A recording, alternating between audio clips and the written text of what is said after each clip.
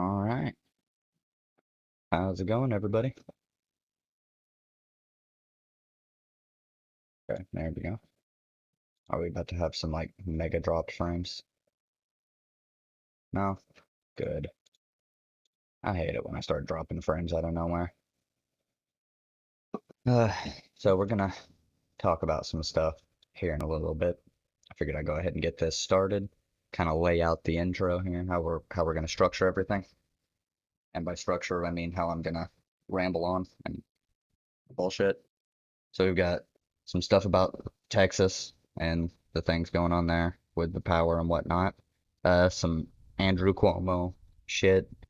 Uh, some Florida governor shit. Ron DeSantis. Labor exploitation. And we'll figure some stuff out from there. Get this goddamn hat off my head. Whew. So that'll be how we lay everything, or at least kind of the generalized approach that I'm running. I wish my mic stand wouldn't move my microphone. It's sitting exactly where I want it. Oh. All right.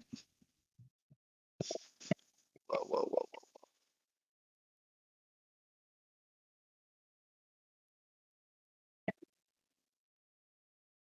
Fucking microphone stand. It's shit. There we go. Okay.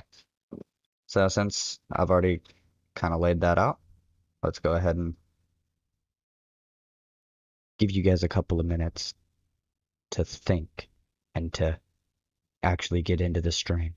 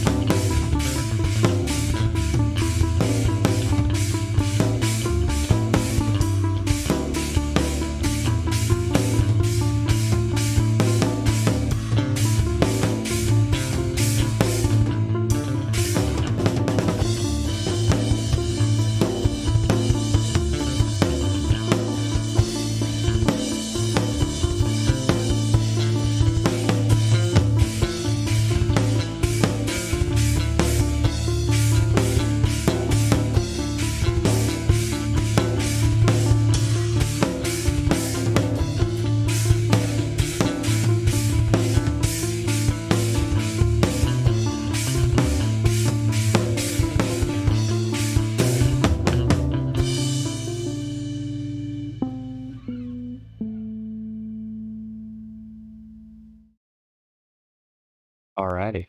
So, I guess the first thing we're gonna go over here is Governor DeSantis with his special access to COVID-19 vaccines, and we'll move on from there. Florida Governor Ron DeSantis is facing a torrent of criticism for steering thousands of Did I say Rick DeSantis? I must have mixed it up with Rick Moranis. Ron DeSantis. There we go. vaccine doses to communities developed by his political supporters. The action comes weeks after DeSantis tapped supermarket chain Publix to be the sole distributor of vaccines in a handful of Florida counties following a $100,000 donation the company made to DeSantis' re-election PAC. Jim Axelrod has this story. In Manatee County, Florida this week, thousands of people got the call they'd been waiting for. Come to the affluent... Okay. This has nothing to do with the story, but this reporter's fucking voice, the way he's presenting this, is fucking pog, alright? I love it. He's definitely a storyteller. Lakewood Ranch development and get a COVID vaccine. We were very fortunate. We got the call. We came right down. It was more than good fortune. They all lived in 2 specific zip codes, and their doses came through a deal struck by Florida's Republican Governor Ron DeSantis and the CEO of Lakewood Ranch's parent company, owned by major Republican donors. It just was inappropriate. Commissioner Misty Servia says the deal bypassed county protocol, allowing a select group of residents to go to the front of the vaccine line. So rather than this randomized pool where everybody gets a fair shake, these 2 zip codes were going to receive preferential treatment. This was done strictly by the governor. At a county meeting, Servia, also a Republican, voiced her concern. You have to understand, though, the optics are horrible. The zip... Yeah, the optics are really bad. Jesus fucking Christ. And that is why we need a lot of campaign reforms. But you shouldn't know, as the candidate, if you were elected, who the fuck is in the zip codes that voted for you. You shouldn't know those zip codes, because that's a load of shit. Codes are 2 of the wealthiest and whitest in the county, and in the bottom half of COVID rates countywide. Well, it's just wrong. I mean, it's just, that's the bottom line. Patrick Carnegie runs MCR Health, the region's largest primary care provider. We want to make sure that the process is done fair and it's done, equitably across the board. Governor DeSantis said he was trying to get the vaccine to a high concentration of seniors, but in a county full of seniors, he never explained why the doses were limited to just this group. He did threaten to take the shots elsewhere. I mean, if Manatee County doesn't like us doing this, then we are totally fine with putting this in counties that want it. And we're totally happy to do that. As for Servia, It does pit people against each other. she's now facing criticism from her own party, saying she should be ashamed she took a page out of the Biden playbook in attacking Florida and Governor DeSantis. For CBS This Morning Saturday, I'm Jim Axelrod. Oh yeah, it's extra fucked. Yeah, super fucked. You were not allowed to do that. And the person who called it out is another Republican. You know that's bad, but I don't even know if this guy's a Republican. That's out like some Republican shit. Oh yeah, it's Ron They would DeSantis. do. He's the governor of Florida. Yeah. Florida's fucking red state. Yeah. Now, what's fucked up? Our governor? Okay, no, our governor's absolute trash. But our mayor, who is also a Republican, Yeah. So our mayor's actually not that bad. he's actually fairly decent. Like, it's just, our governor. Is a Very complete. terrible. Well, I mean, his name rhymes with shit. Yeah, Stitt or whatever. Kevin Stitt. Kevin Stitt, yeah. Yeah, dude's a fucking stupid motherfucker, I'll tell you that right now. Yeah, he's not very intelligent. He sat next to fucking Herman Cain, who had COVID-19 in the Tulsa rally without a mask. Dumb. Same with Jim Inhofe. So, our governor and one of our senators, like our federal U.S. senators, were sitting next to a failed presidential candidate who had COVID. One of them. Homeless spokesman. Yeah, he's the old guy who went onto the Senate floor saying that global warming didn't exist because he was holding a snowball.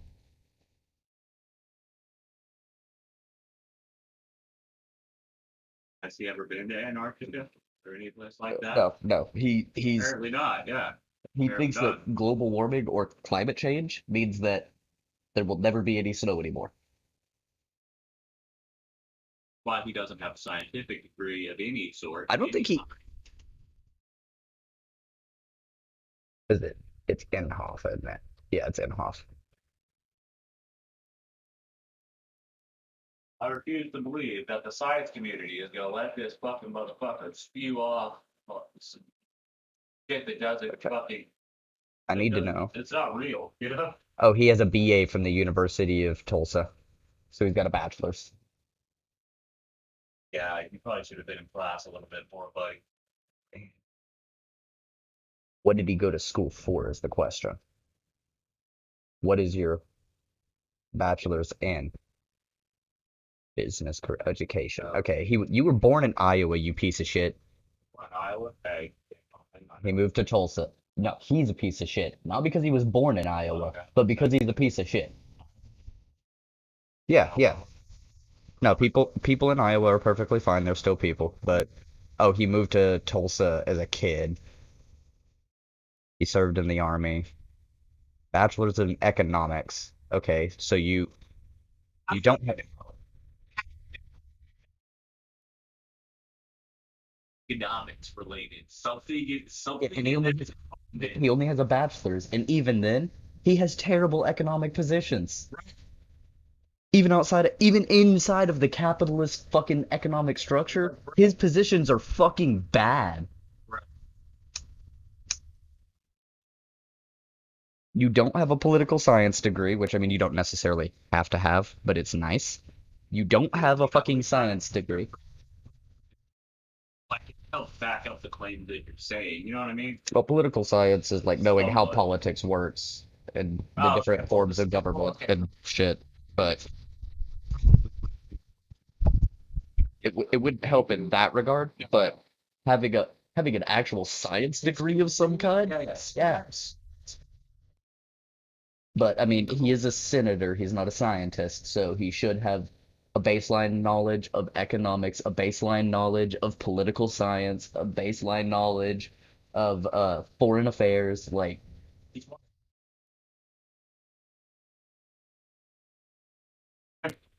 You're like, wow, guy, you messed up at every turn. he somehow is still a senator. He became our senator in. Hold All on. I'm saying is, bro, Okay. anything's possible. Donald He Trump was was our president. he was House of well, okay. Inhofe is politically intelligent enough to be able to have stayed in office to be an elected official. Oklahoma House of Representatives, our state house, 1967. And then he got to the Oklahoma State Senate in 1969 to 1977. And then he was mayor of Tulsa from 78 to 84. And then he was a member of the U.S. House of Representatives for Oklahoma's first district in 1987 to 94. And then he became senator 1994, serving with James Lankford, who came in 2015. This guy, he was also at the Tulsa rally with Inhofe and Herman Cain and Governor Stitt. However, let me see if I can. James Langford, you Chad Worthy shit. No, not at No, all. no, he's the most evil Oklahoma politician we've Okay, got. so he's the opposite. He's the reason I think he's the worst, and by worst I mean like the most effective Republican that we have, is because he's not an idiot. He is intelligent. Elephants are evil. Uh-huh. His staff is intelligent as well.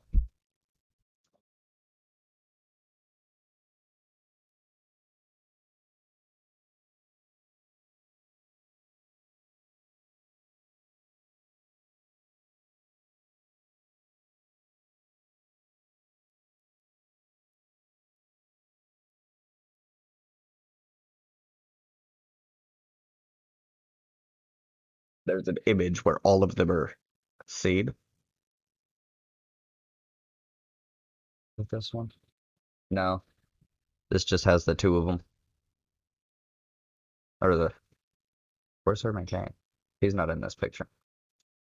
But there's an image where Kevin Stitt... Yeah, Herman Cain, Kevin Stitt, Inhofe, and then if you follow this trend, back up over here, a couple rows back and a few seats away, both wearing masks, are Langford and his wife wearing masks, both masked up.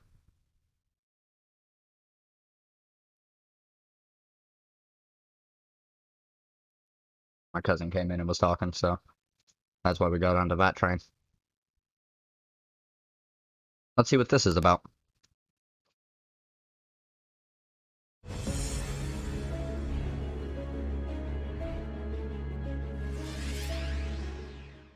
We created the void by not producing enough public information quickly enough. I get that.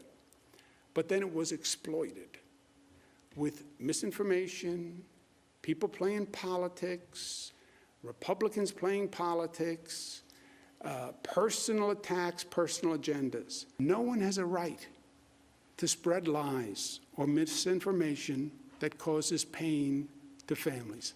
It is a lie to say any numbers were inaccurate. That is a lie. As New York Governor Cuomo deflects blame over nursing home deaths, lawmakers on both sides of the aisle are calling for a federal investigation, with even Comrade Cortez joining the push. Her Republican colleague, Congresswoman Nicole Mayotakis, said... I'm calling her Comrade Cortez. Okay.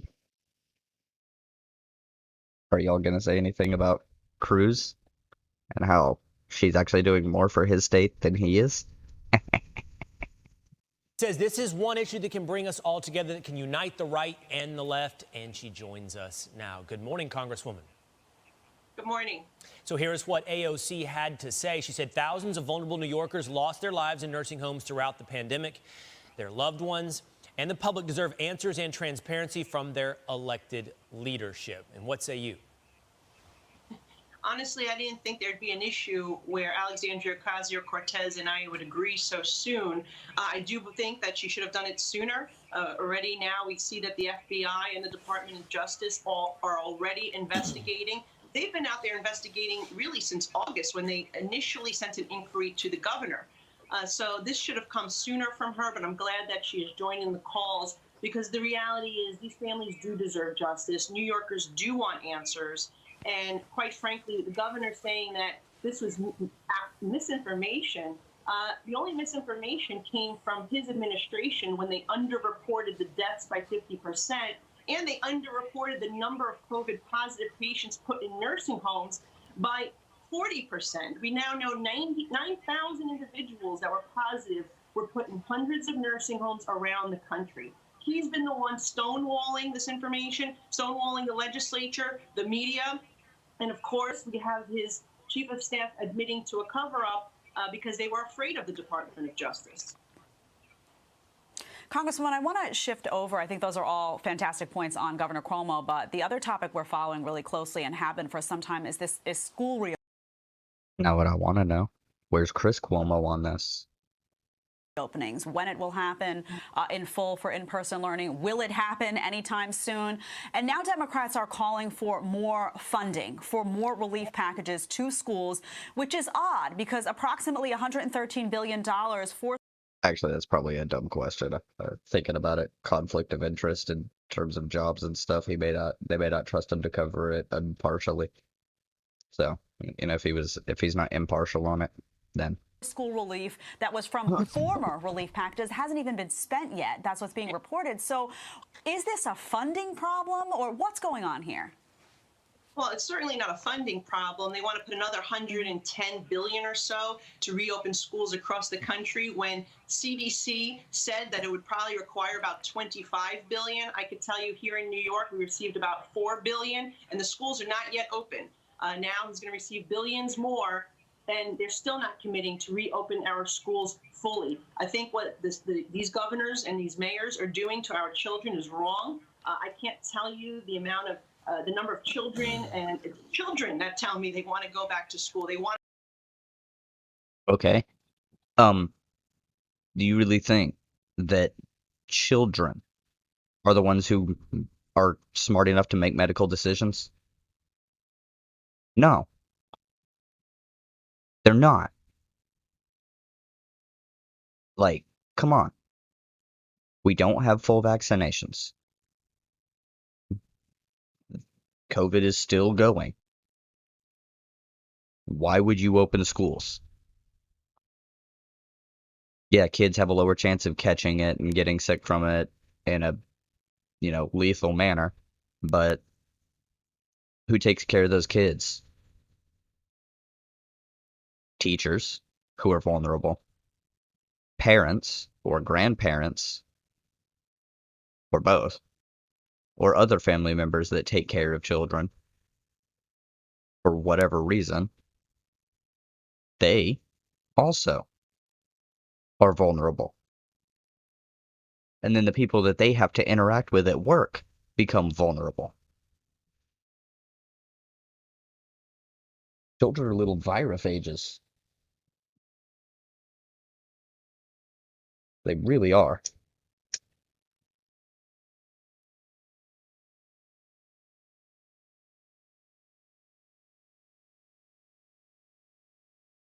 So the question becomes, how the fuck can you justify opening schools?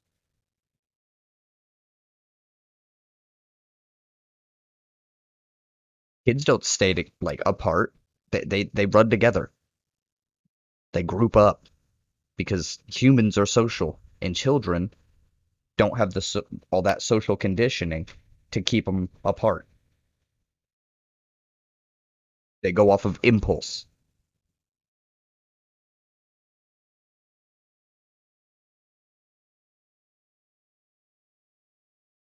Want to participate in school athletics. They've been cut off from socialization. It's having an impact on them mentally. So it is an education issue because these children need in-class instruction to learn.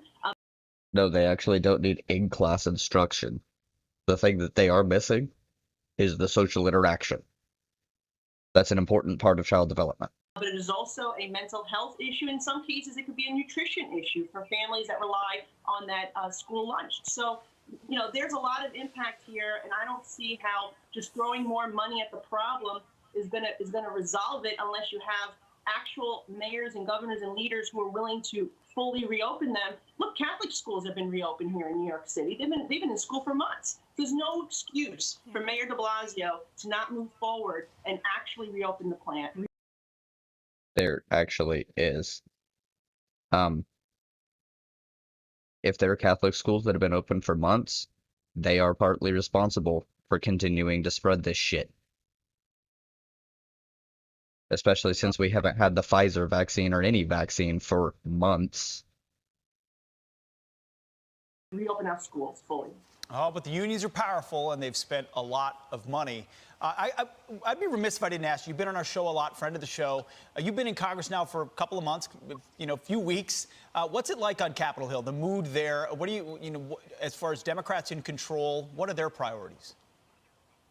Look, there's a lot of polarization right now. It hasn't been the greatest first month. Certainly, look, after Hurricane Sandy, we came together here. Republicans and Democrats worked together for the betterment of our community. You'd think that this would be happening in the course of the pandemic. As a matter of fact, Democrats have changed the rules to shut the Republicans out of this process for the recovery package. And now we're learning less than 1%. No, they did not. 1% of this package is actually going to vaccine development and manufacturing and distribution, which is ridiculous when that is the number one thing we should be focused on, is increasing the number of people that have access to this vaccination. So, no. That is not the number one thing. That's number 2 or 3. Okay? People need fucking money. People haven't been able to work. They are going to lose their homes. They're going to not be able to get bills started up in their name for a long time because back bill payments. There's issues there. There's a lot of concerns that we have. You know, me as a New Yorker, of course, I want to see New York receive more funds. $50 billion expected, but I want accountability. Can we trust Mayor de Blasio and Andrew Cuomo with more money when we see how they're using it currently without results? So that is something that I'm looking for. Without results.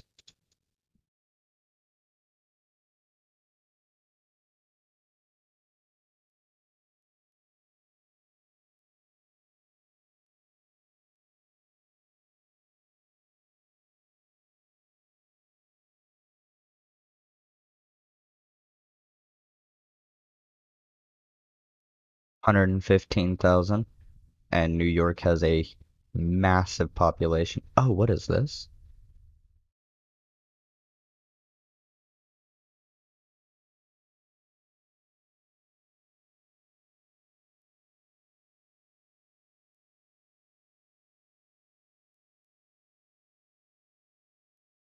Oh, look at that. We were so close.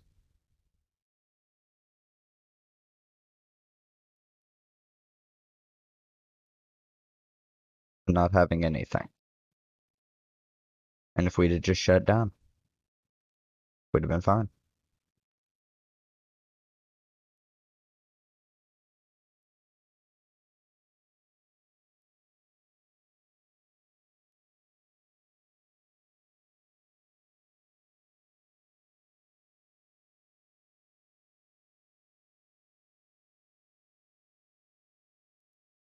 Oh, look at that. Boom. And then holiday. Right there. That's Thanksgiving. 2 weeks after that holiday.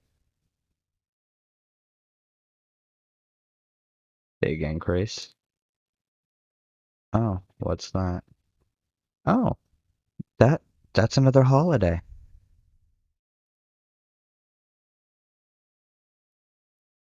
And 2 weeks after that holiday. Huh.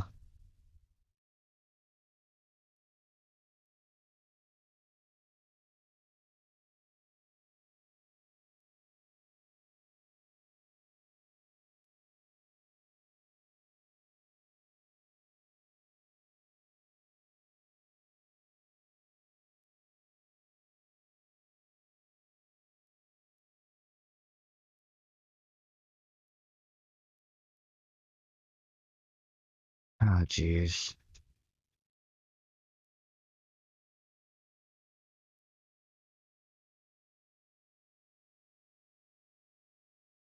Well, yes, he should have backed the Cuomo investigation sooner. Well, I mean, possibly.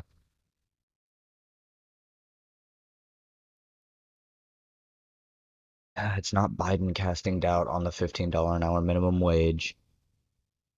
Oh my God.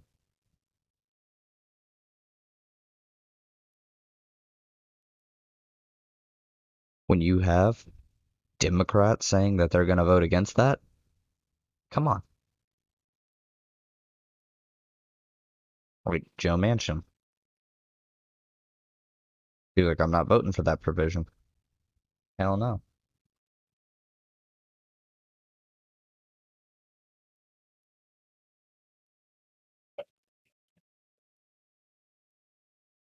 Probably good. Now this, right here. Biden approves major disaster declaration in Texas, which allows federal funds to go there to help it out. And millions in Texas still without power and safe drinking water is definitely a problem. Now, the reason I mention those is because I saw some posts earlier on Twitter. I should have probably pulled them up already, but I didn't.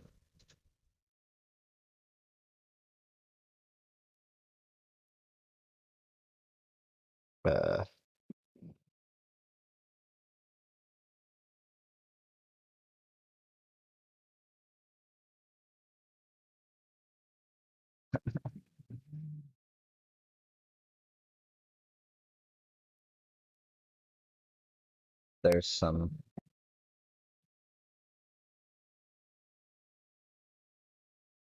Where was it?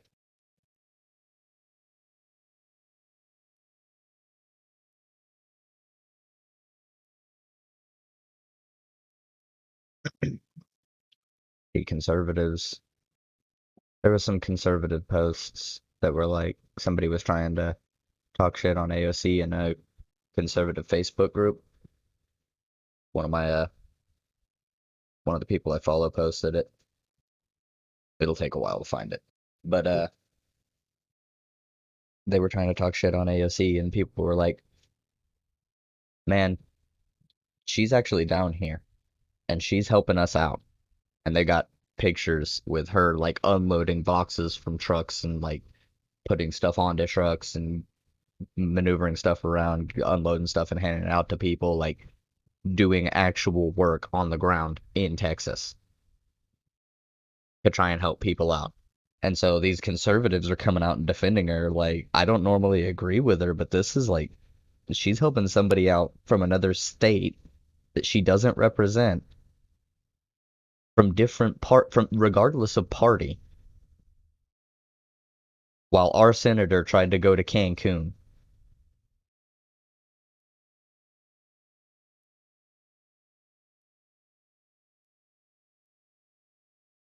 And that is actual effective radicalization. It doesn't start immediately. They're not immediately going to go, oh, fucking socialist AOC, who we've been shitting on and been brainwashed by Fox to think is a complete moron, helped us out. Now we're fucking anarcho-communists. No, it's not gonna work that way. But the seed's planted. It's like, wait, why would she do that? Well, they call her a socialist. Well, what is socialism? They keep telling me that it's when the government does stuff. And if you literally, like, if you go to YouTube, which is where a lot of these people go because they listen to their Black Pigeon speaks and stuff.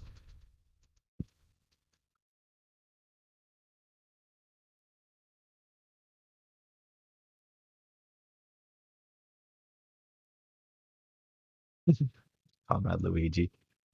Socialism is when the government does stuff. And it's more socialism, the more stuff it does. And if it does a real lot of stuff, it's communism. Socialism is when the government does stuff. And it's more socialism, the more stuff it does. And if it does a real lot of stuff, it's communism.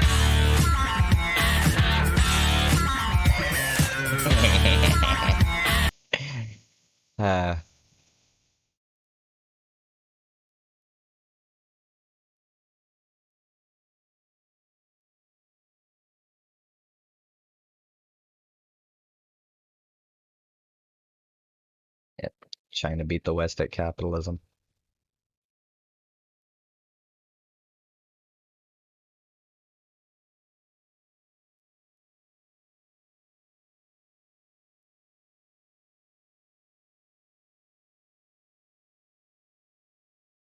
I am the Karl Marx now. What? That's 4 minutes of that. Nah.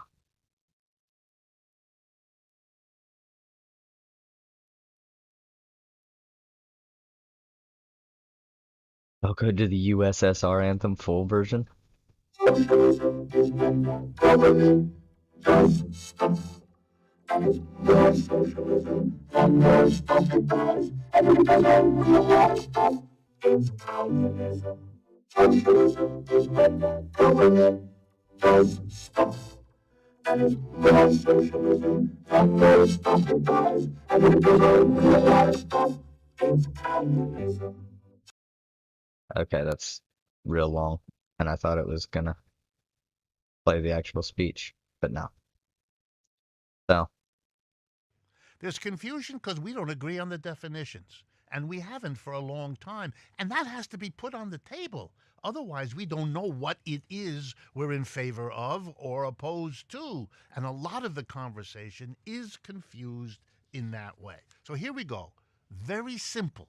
As we come toward the end of the first half of this program, we're going to give the definitions that we're then going to use in the second half to really tell the story. So the first definition is this. Capitalism is when enterprises are privately owned and operated.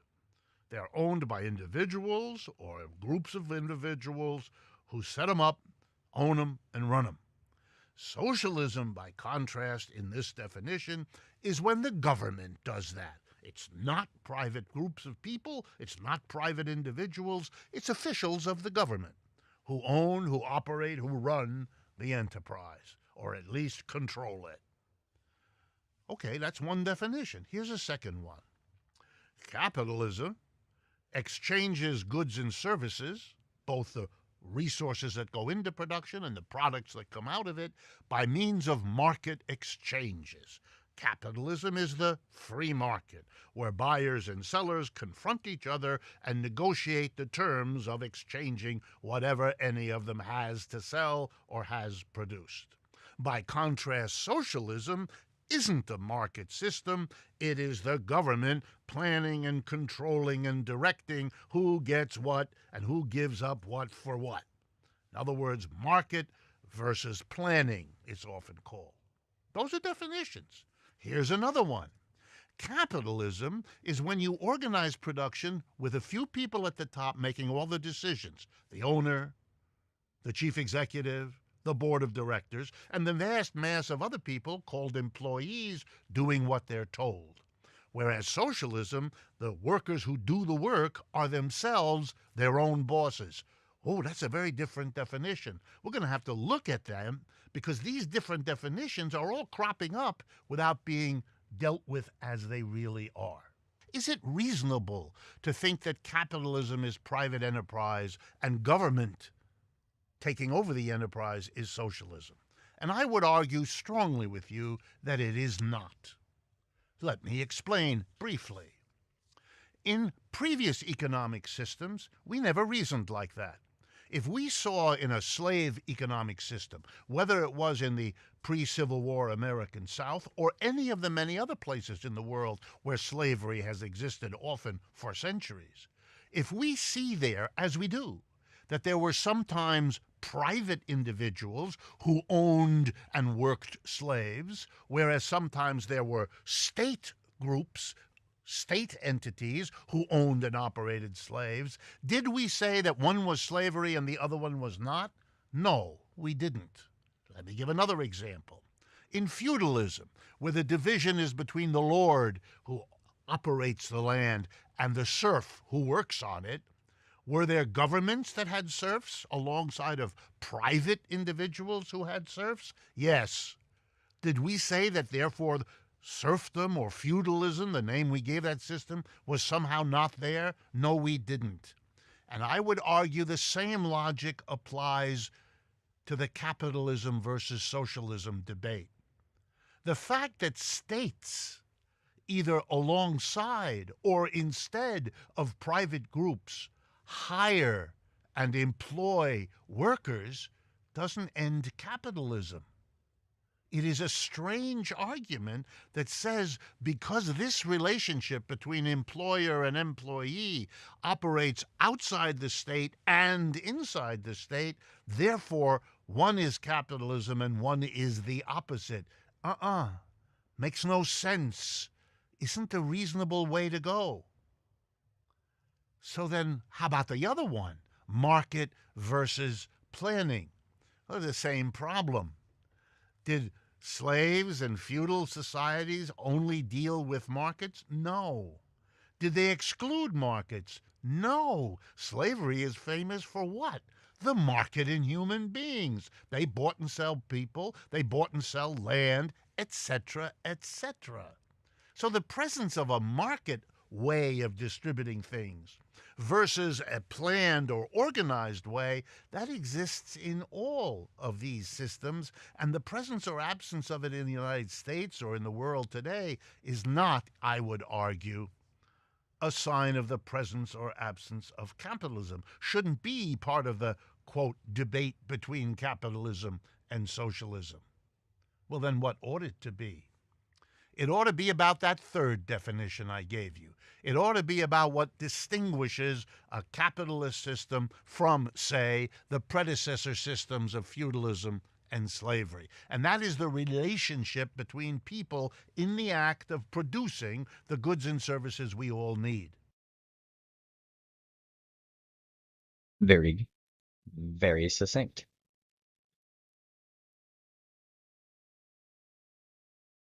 There's a lot to this channel, so you go watch everything there.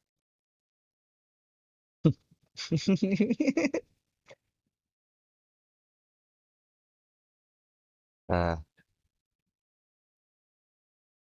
what the f?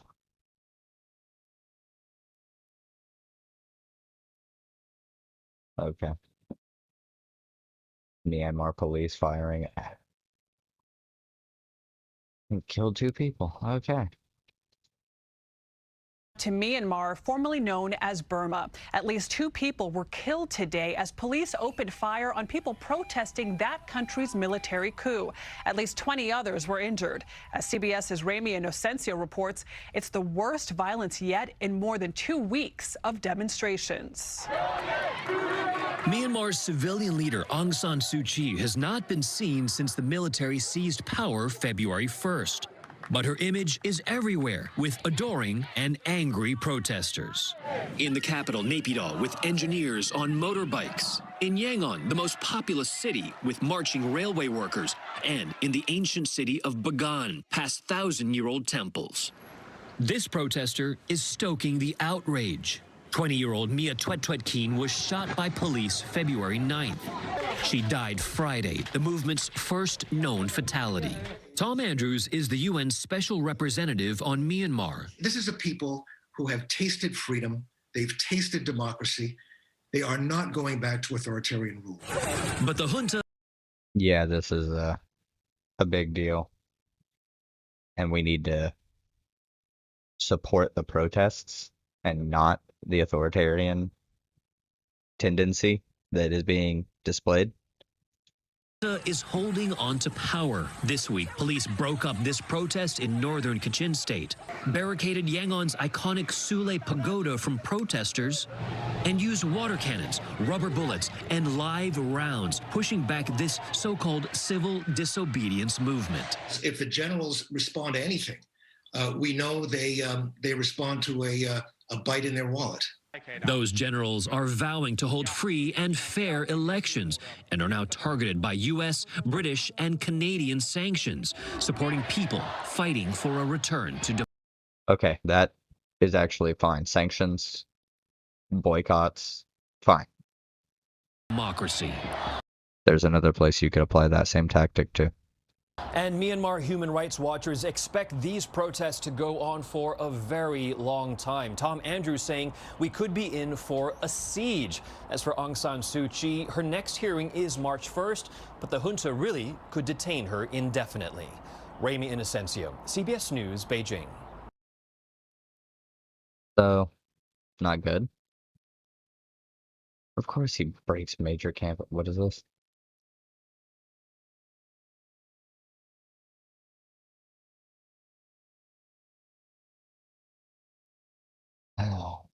Oh yeah, stopping the deportations. He did put a temporary hold on it and then repealed it, and so that's like, what the fuck, Biden?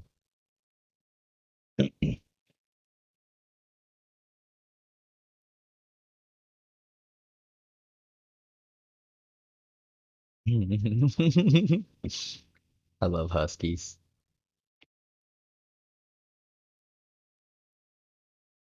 Yes, you should still wear a mask. And yes, you should get the vaccine if you already had it.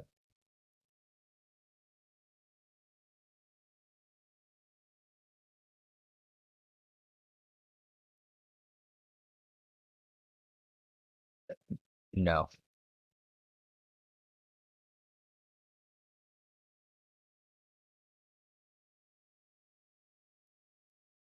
Yeah, I already watched that.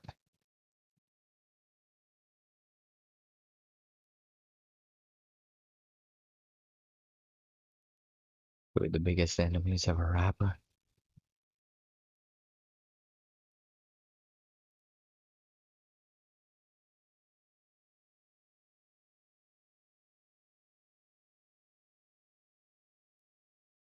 Jeez, Obama. He was a savage.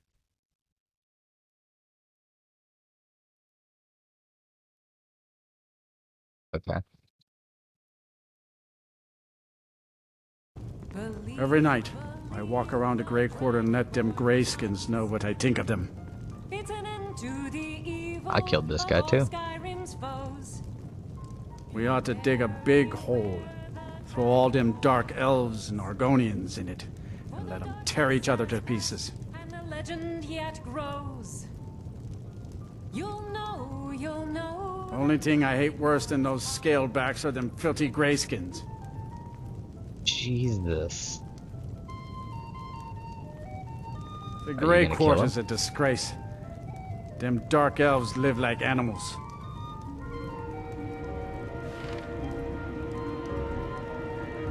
And see why we let them dark elves live inside the walls. We should kick them out like we did to the Kill them. Because I sure did. Yes? Oh, you didn't kill him. I always did.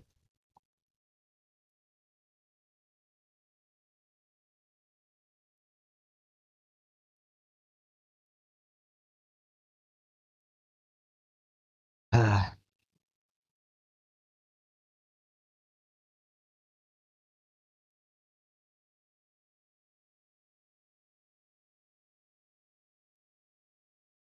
Oh yeah.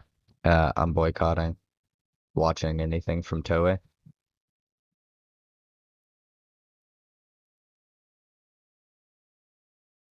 So that's a thing.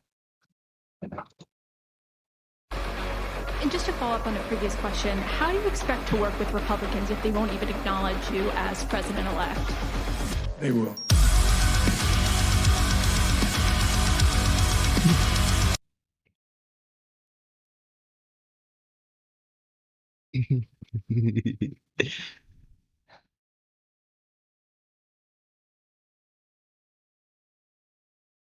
Oh yeah, this was real fucked up. Grocery store calls police to guard it. So, grocery store threw out food, perfectly good food, and people who are like, you know, struggling from the pandemic. They go and try and raid the dumpster for all the good food, and well, the grocery store called the police to defend the fucking dumpster.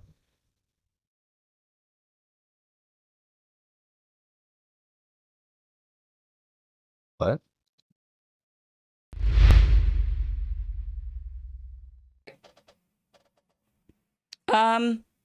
Something really unfortunate has been going on over the last year. I think since we've seen the rise, since COVID-19 and the China virus, we have seen a massive spike in Asian American anti-Asian hate crimes that have gone on. And this is people are now starting to bring some attention to it. But there have been numerous attacks against Asians. Let me show you this article right here. This is from The Cut. It says the U.S. is seeing a massive spike in anti-Asian hate crimes. Here's this this right here, by the way. It's a really sad video to watch. This is just an image of it. But if you get a chance and if you want to, you can watch this. This kid in this hoodie walks up to this man who is 91 years old is how old he was. And this kid just walks up behind him and shoves him to the ground, a 91-year-old man. Absolutely terrible. But it says right here, and this happened in Oakland, it says last week, actors Daniel Day Kim and Daniel Wu announced that they were offering a $25,000 reward to anyone who could help identify the person who was caught on camera shoving a 91-year-old man in Oakland's Chinatown. Yeah, that's not okay. The Jeez. attack came amid a sudden and massive rise in the number of hate crimes against Asian Americans across the country, a phenomenon many activists argue is not getting as much media attention as it deserves. It says, quote, the skyrocketing number of hate crimes against Asian Americans continues to grow, despite our repeated pleas for help, Kim wrote. The crimes ignored and even excused. Remember Vincent Chen. Said Oakland police later said they believe that the man in the video is Yaha Muslim, 28 years old. Muslim was already in custody on an unrelated case when they identified him. After the news was made public, Kim tweeted that he and Wu would be donating the $25,000 reward to various groups that combat anti-Asian violence. So, Good. This is really fucked. You can't just go attacking people for characteristics they have no control over. Like the color of their fucking skin. And shit like that. If you're born a certain way, you shouldn't be attacked for having been born that way. At all. It's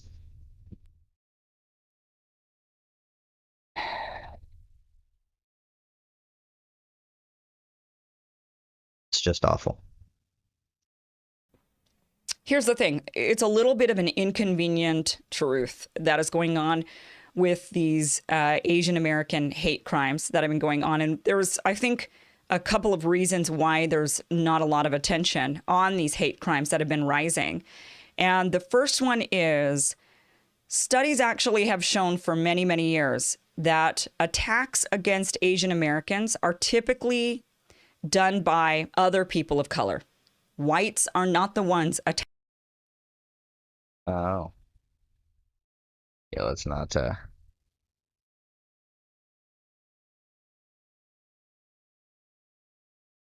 mean,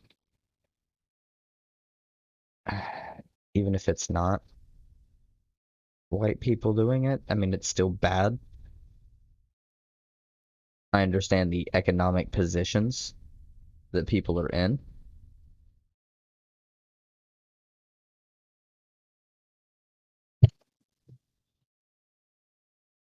But everybody's affected by this.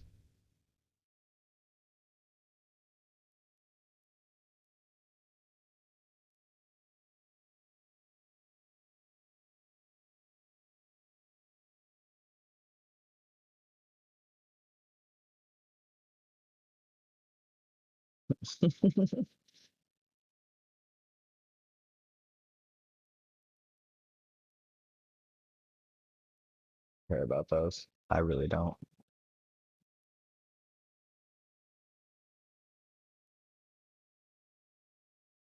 Mega Cope. I like Mega Cope.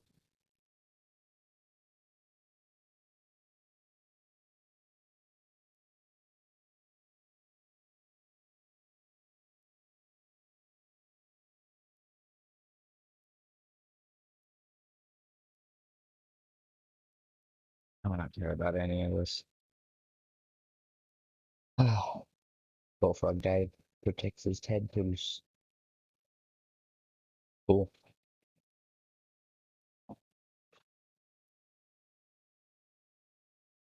Okay.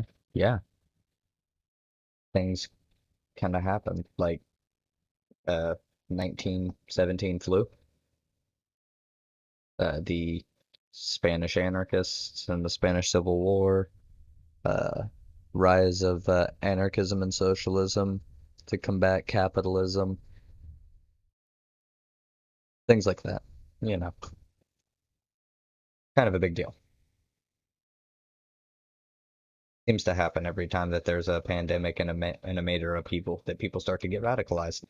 And capitalism keeps going into its death throes and trying to stabilize more and more frequently. Like previously, it was just coughing really hard, and then it's had some like other smaller coughs along the way, and more recently, it's just been like big cough after big cough after big cough. In my lifetime, I'm not even 30. So hooray!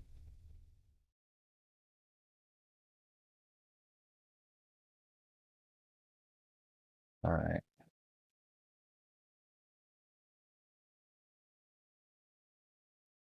Let's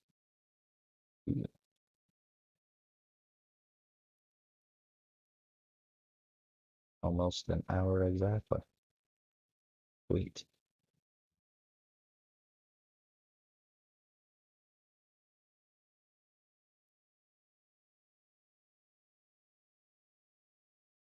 Labor exploitation.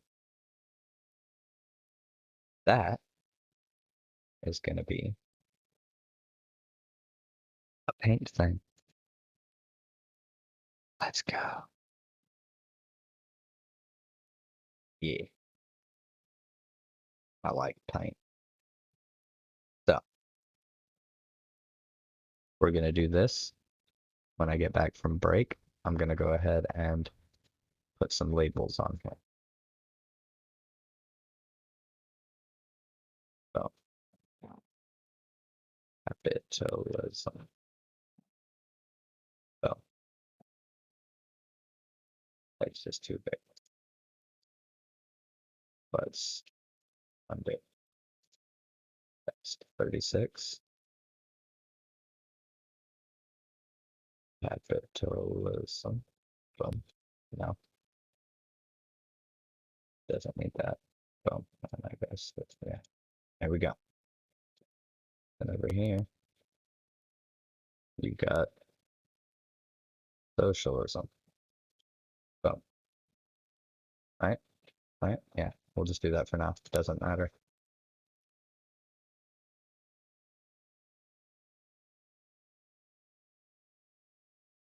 We have a line. There we go.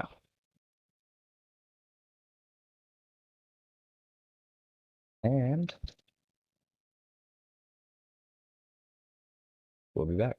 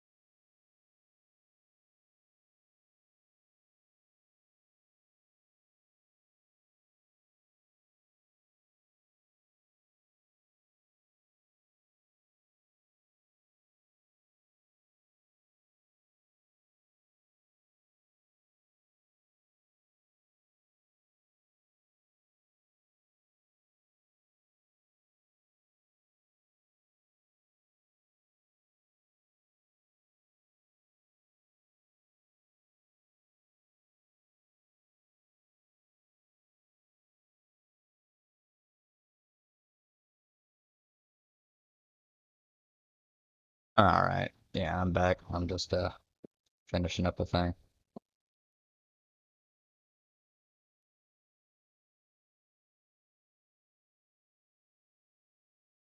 I think people need to understand the difference between what something was made to be and what something is used as. Kind of a thing. Alright. Let's go over this. Because we just watched the Richard Wolf thing. He kind of explained it very well. But we got to get the definitions. Okay? As a matter of fact, why did you fucking... Okay. Let's go ahead and do this. Alright. So we've got capitalism. What the fuck is capitalism? Well, lots of different definitions floating around. But let's go with the one that is, you know, real and true. Capitalism is you've got, you know, just put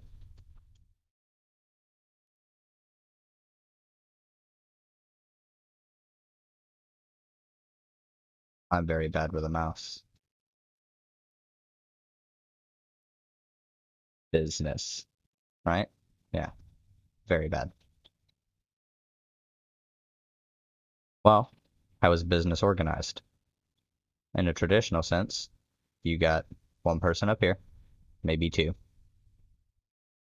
And then below them, you have a group of little, like, managerial peoples who have to do what this person says. Go ahead and do this as well. You got the, like, the other people who are involved, and then you got them branching off into the, you know, here, we'll do that. And then below all these managers is the worker. You know, we'll just loop, loop, loop, loop. That's the baseline. I'm not an artist. Then over here, at the same end, you would have almost, let's see, this guy owns.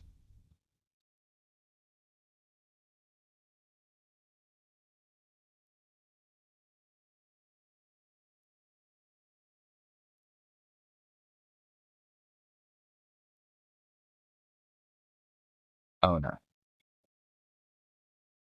Meanwhile, under socialism, you could have a very similar structure, but instead, you've got something more like this, and then the workers are all here, the regular, like, employees. But what happens is this guy isn't the owner, he is voted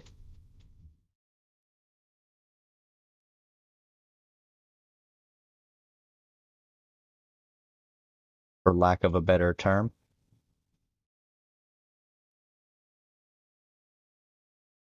CEO.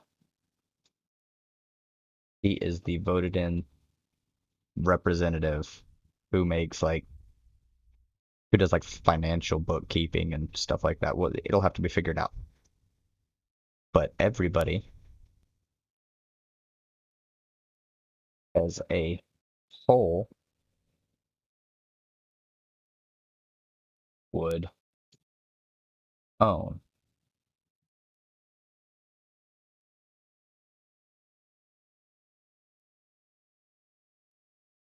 Owners. All of them are the owners. They just vote on managerial positions.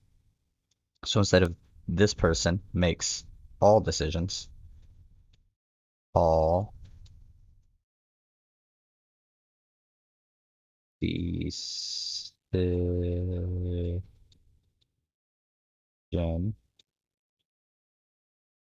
an O, and that's an N. Okay. All decision. These people vote on all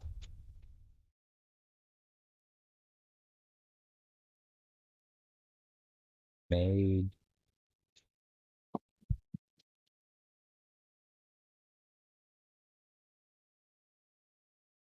major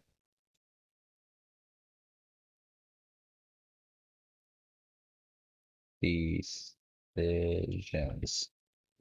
Yeah. Yeah. That's essentially it.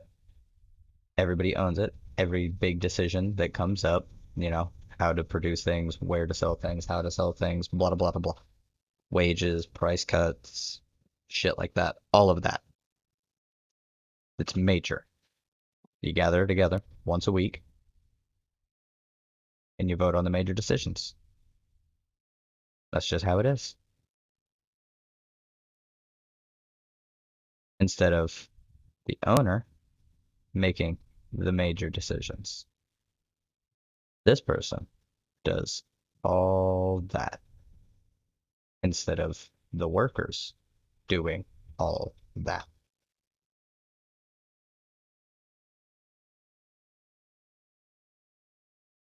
Really simple. Super simple.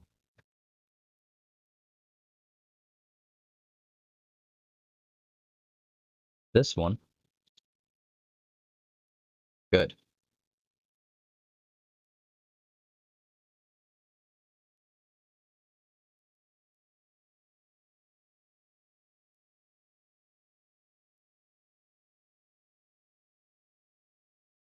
This one, bad.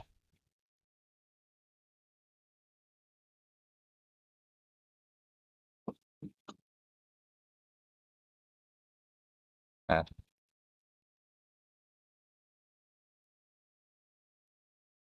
Good.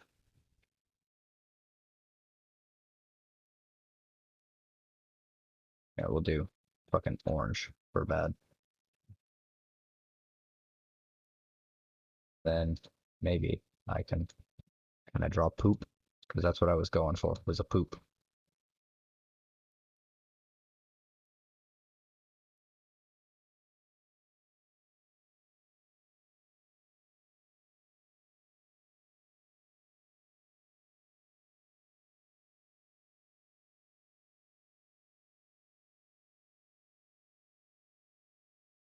Poop.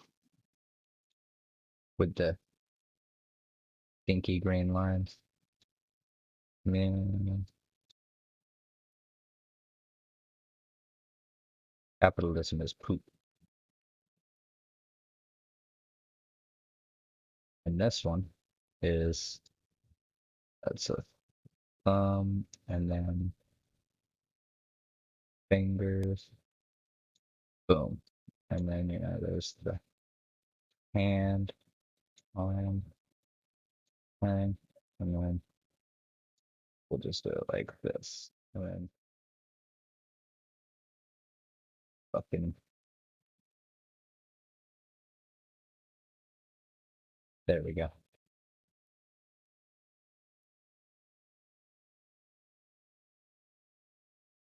He's wearing a hoodie.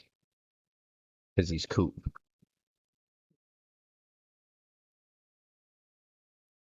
Yeah, there we go. Boom. Most baseline explanation I can get. There we go. All right.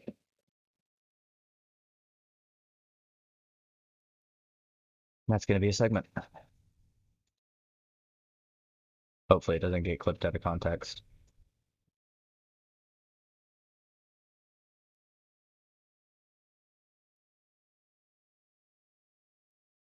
I'm going to have to download that one off the thing. All right. Oh, yeah. Labor exploitation. That's what I wanted to get over as well. So, how does it exploit you? I should have saved that. Son of a bitch.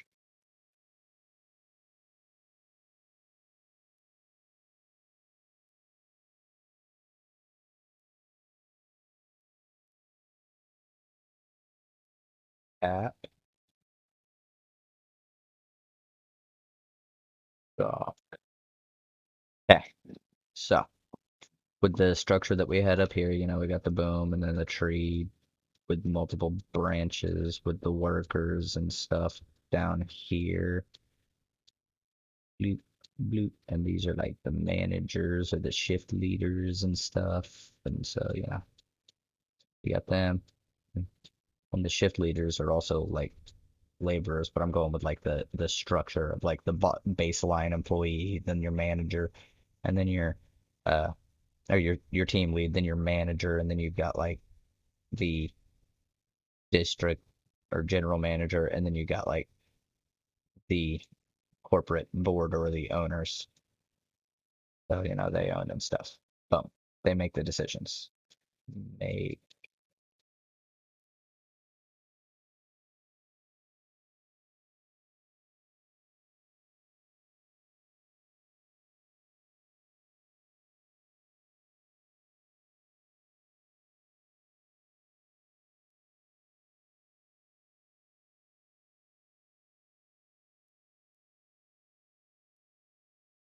make decisions. Right? So here, with this person, they make the decisions, they own the business, and blah blah blah blah. They hand down orders to direct all of these people. And some responsibilities are handed off to them, and some are handed off from them to them, and down the line. And then these are the people who are responsible for like day-to-day operation. Right? Well, we'll just take the example of like McDonald's. Boom, Mickey D's. So you got the person who owns Mickey D's, the McDonald's. And all the way down here. So they own a burger place. Let's say somebody opened up the burger shop. Okay. They work on their own. They sell burgers. Cool. You're selling burgers, you're making some money.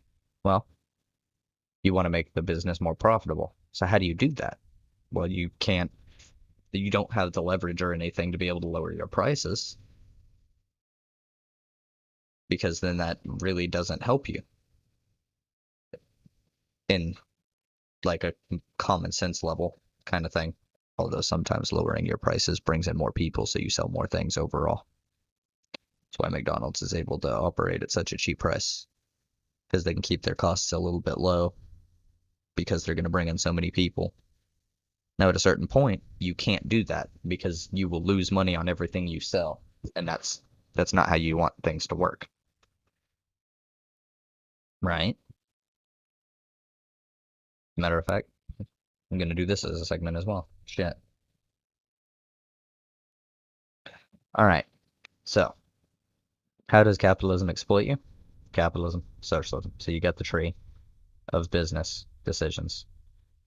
And then you've got here, you kind of got at almost an equal level with the voted executive.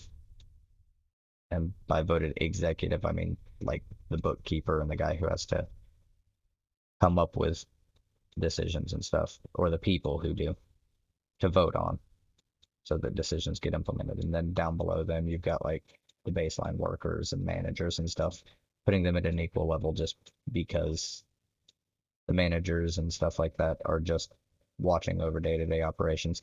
This one is a little bit of a different structure because of the financial structures.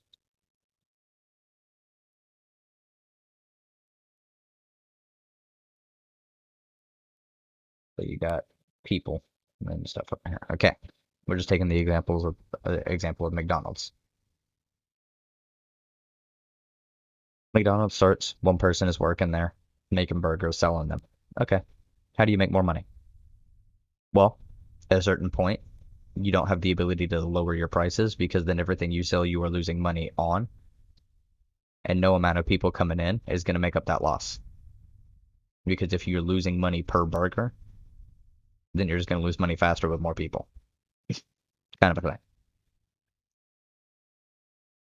So the best option is to hire another person because they can be more productive with you than just you. Okay, well, that's where things begin. Let's say this is the first person hired right here. They're number one on the hired list before this becomes a big fucking multinational corporation. They're the first one that gets hired. Well, they're under the owner.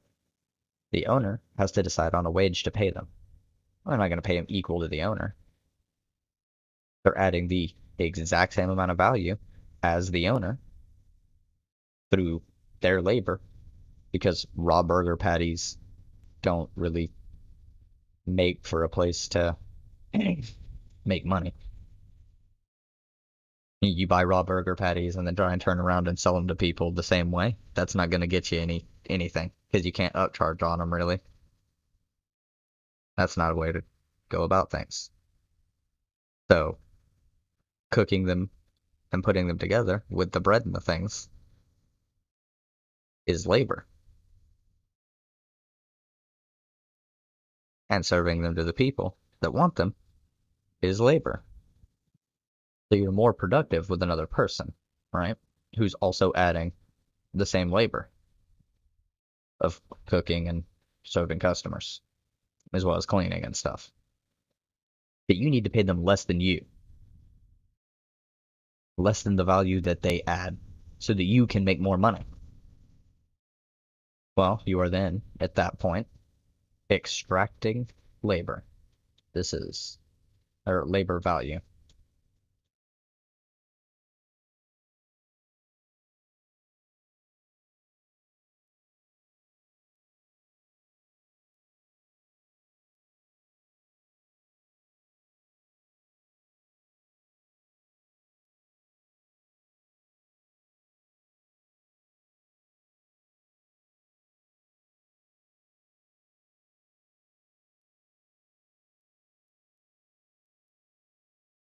Extracted labor value.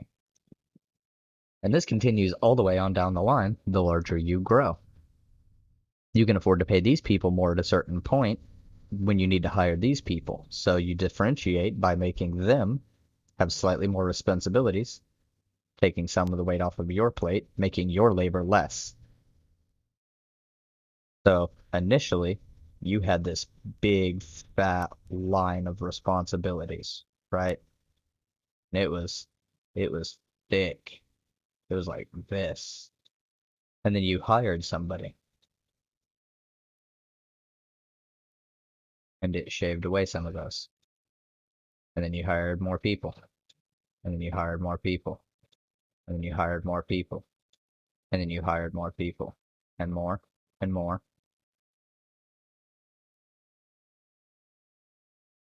And more. And more. More. And more people. Until you are able to relegate the responsibilities to people who are not you. So your link to labor and responsibilities to the company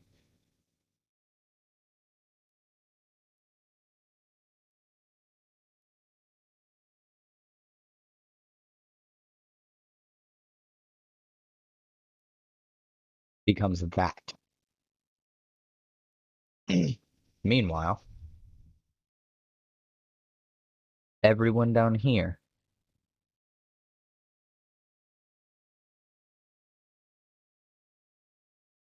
inherits this.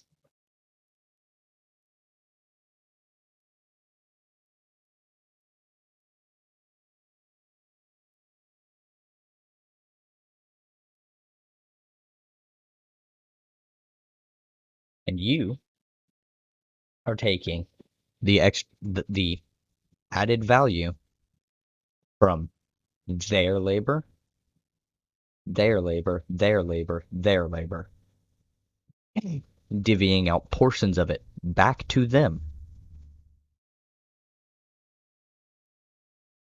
while retaining a majority for yourself. And this is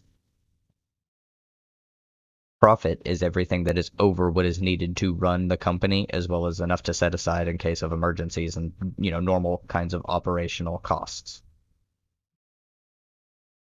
Your profit is what is left after that. And you just count paying them less as part of your operational costs. Meanwhile, over here, somebody does bring up decisions, and the workers can also bring up things to vote on. And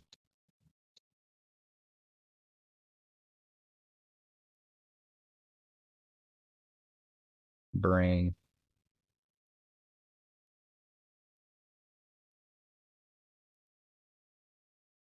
issues up to vote. This person who is elected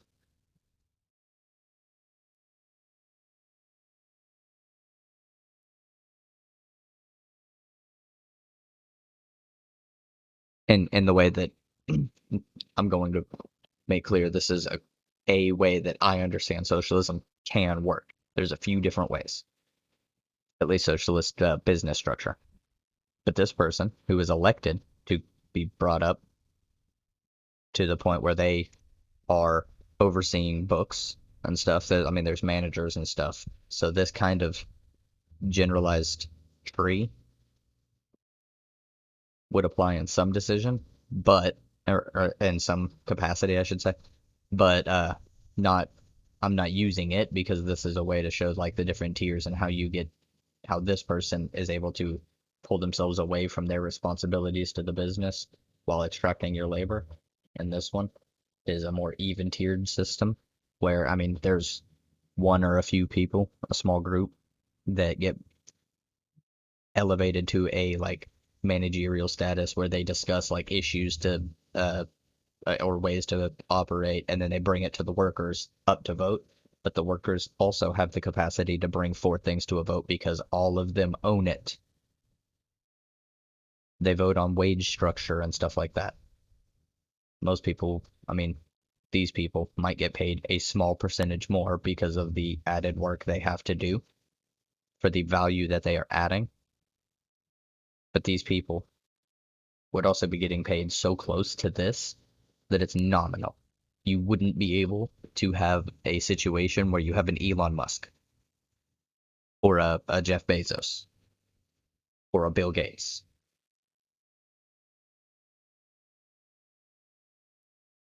It just wouldn't happen, my friend. Wouldn't happen in the slightest. So socialism, at least in this sense, can ameliorate economic anxieties. Because if people are getting paid more, because they're getting paid, like, the value that Jeff Bezos extracts would be distributed amongst everybody. No individual would be in that fucking class, but no individual would be fucking broke all the time, paycheck to paycheck. That's just how it is. So, capitalism exploits you by extracting your surplus labor value for the benefit of a very small group of people up at the top of the economic ladder who had the capacity to buy and own things. Socialism doesn't work that way. Businesses aren't owned by an individual or by a very small group. They are owned collectively by the people who participate in that industry, in that particular business. McDonald's collectivized, each store would be owned by each person who worked there. And they could syndicate. Anarcho-syndicalism, baby. Which in my understanding of anarcho-syndicalism can fit into a communist socialist structure.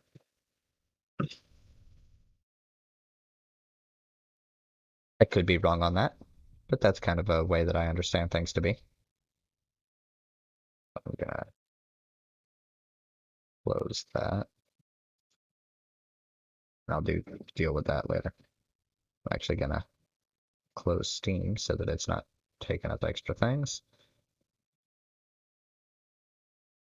All right.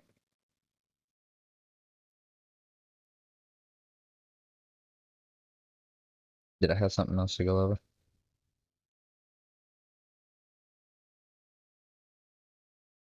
I honestly can't remember. What did I say?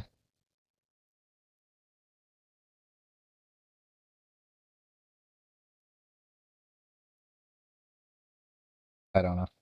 I don't remember. Oh well. Uh,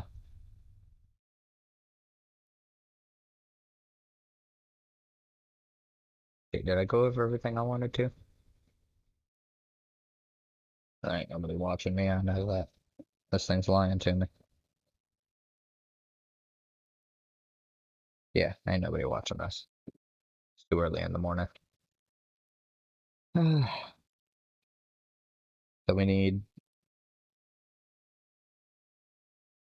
Oh, right. I can tie this back into AOC. So, we need to get people to do more things like what AOC is doing with the mutual aid efforts and things, which is kind of a cornerstone of anarchist theory. And that'll start to plant seeds into people instead of just yelling at them online about how they're wrong all the time, which I know I kind of do, but I'm in no financial position to be able to do anything. The vehicle doesn't work. I am not. Yeah. We're not going to get into that too much. But I do reach out and I do try and help. So we need to get more people to be able to do that kind of thing. Organize on the ground. If you're more well off, if you're not just absolutely struggling every day of your life, or even like currently, try and reach out and see if you can help.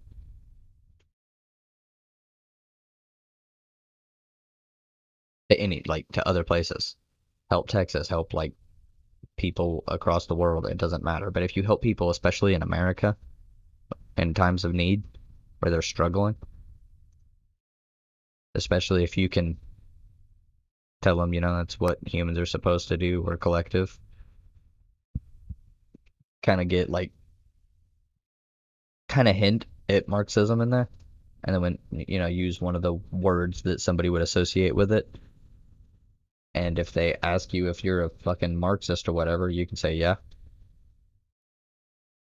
Or, I don't know, if making sure people aren't struggling is Marxism, then maybe.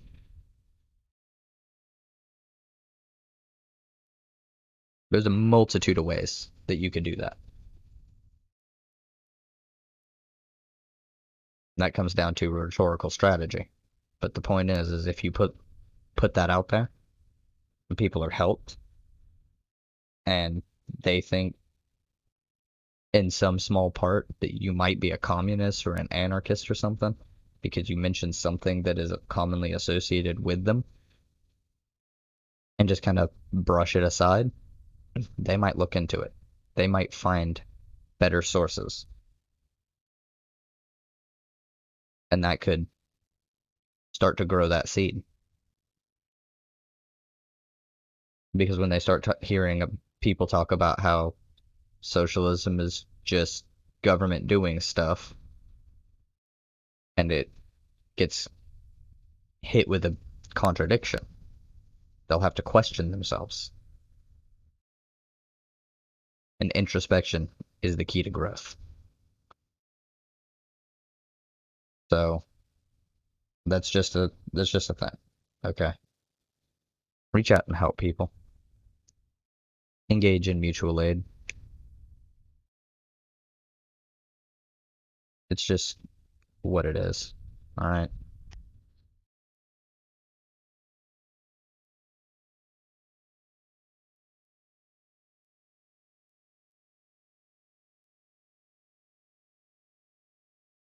Lying to me. I can do that. Ah,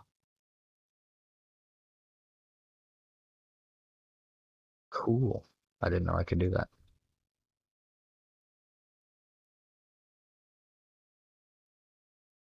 Oh,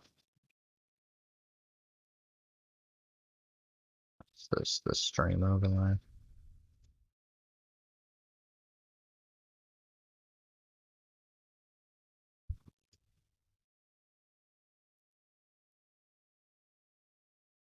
Actually, I'll open that up. I've been going for almost 2 hours, and I'm pretty sure there is nobody watching this.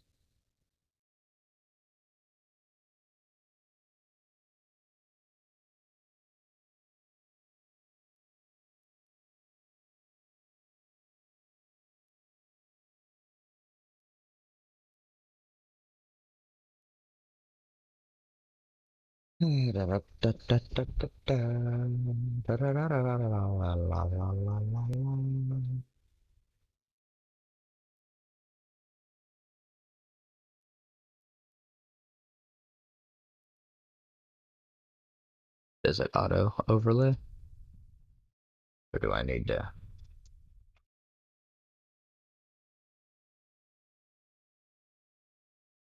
wait for the program? It'll do it eventually. It will work. Hopefully. I don't know. Yeah, there we go.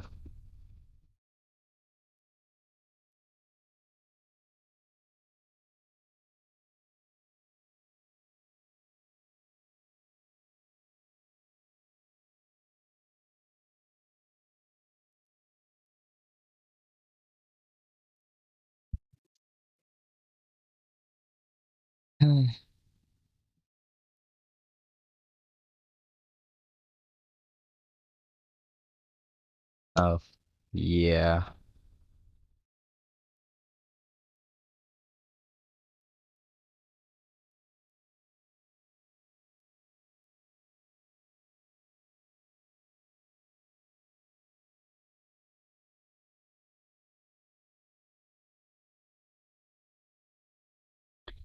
Seth Abrams seems to be drifting, or Seth Andrews, not Abrams, Seth Andrews seems to be moving left. I don't know. Hopefully, it could be a bit of a grift to gain more money, but I'd prefer to assume good intention before I assume malice. So if he's moving over, welcome aboard. If it comes out later that, okay then.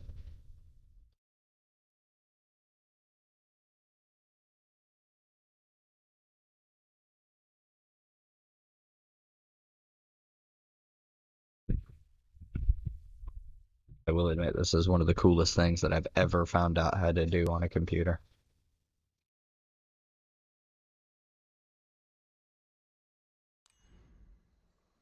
And since it's like noon on the East Coast and 9 a.m. on the West Coast, I think that is, I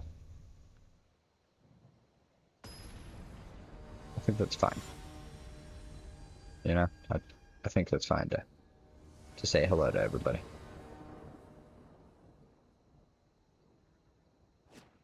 I don't have that many people on my Discord.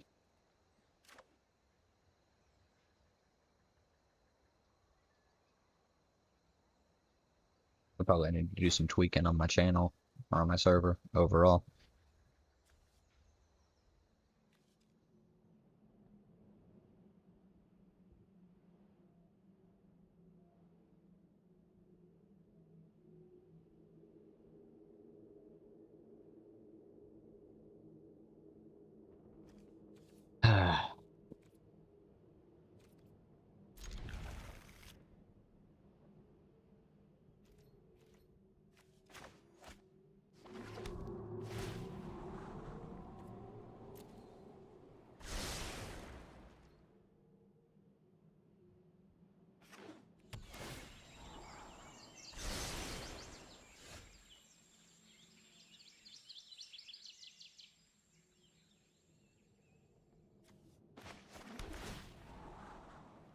Ooh.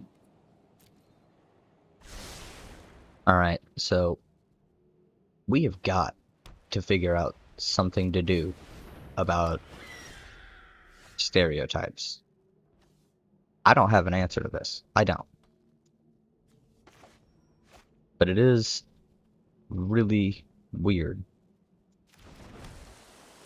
in my opinion, that we have these fucking stereotypes.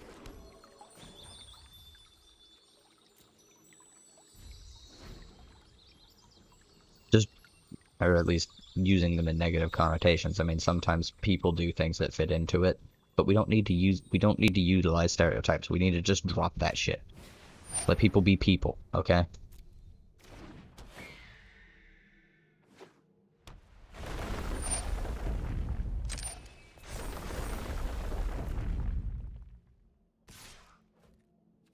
I don't have a lot to say on this.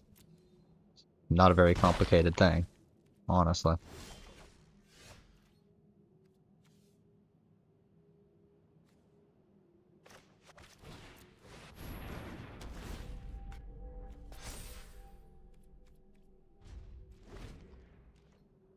But that is the point. We need to stop.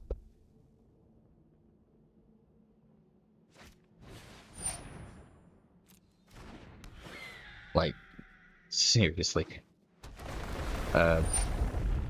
Good point is, we need to stop using stereotypes about Jewish people.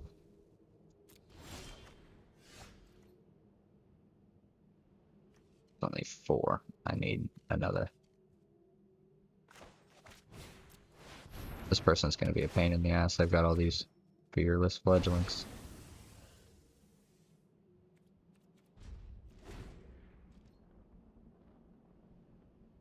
But yeah, there's some negative connotations that pop up.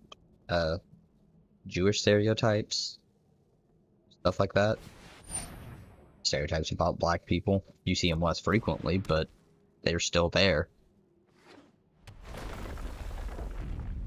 So we got some issues. Oh, fuck me.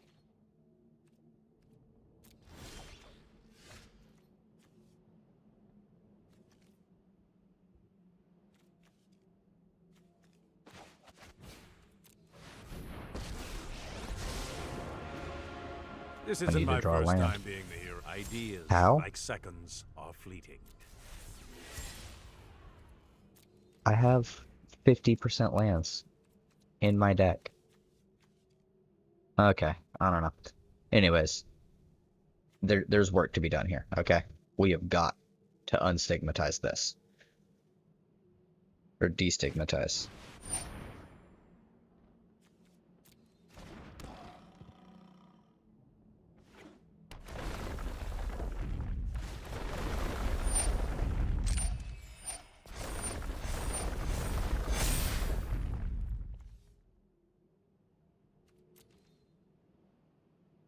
I don't know what to do about it overall, but we gotta do something. Actually, if it's gonna die, regardless, I may as well use it to draw a card. Think fast. And I can get rid of the giant, because I got the ultimatum.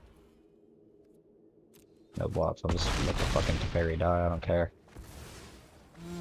I'll just come back yesterday. Oh my fucking god, give me land.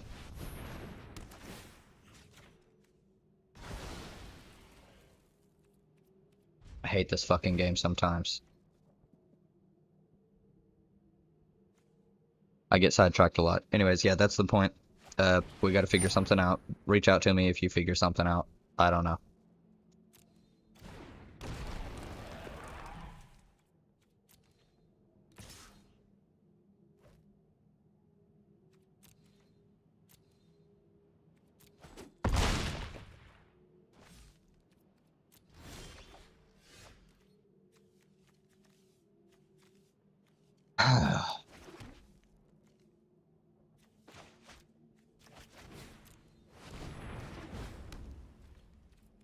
Talk about something fucking irritating as hell.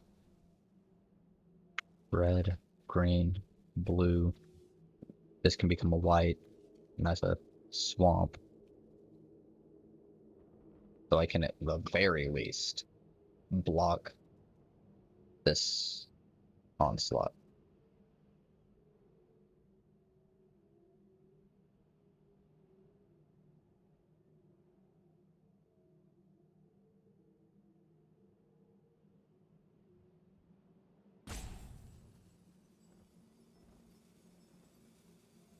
Maybe, I don't know.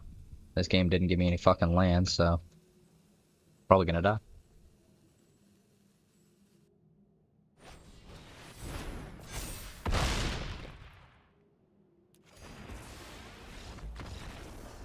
Nothing I can do there. Stuck on 4 land in a deck with its literally 50% land. Half of the deck. All my lands were at the bottom except for those 4 or 5.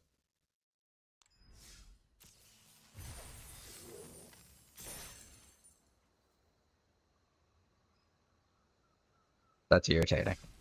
That'll piss me off real fucking quick.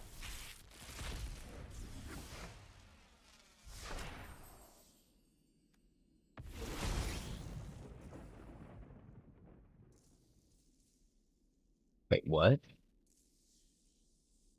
Oh.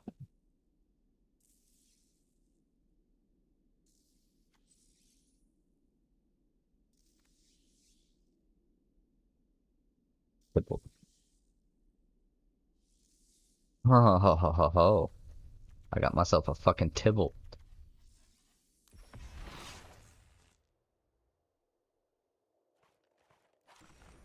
Time to change things up a bit.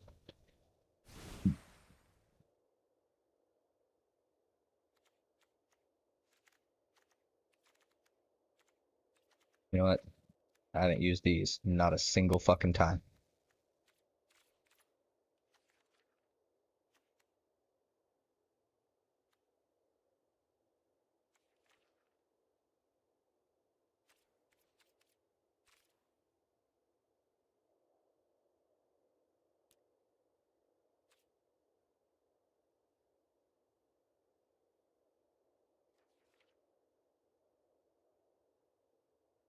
I never control any knights.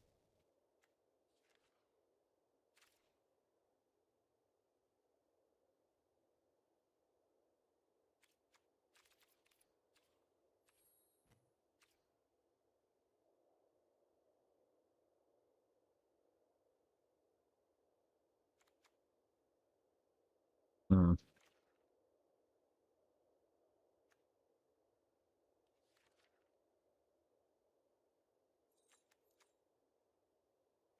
Not really a whole lot of reasons to.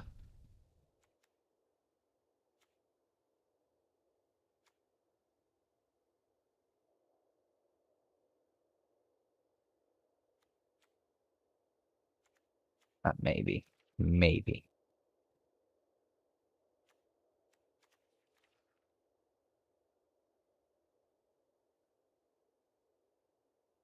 Each other cat, elemental, nightmare, dinosaur, or beast.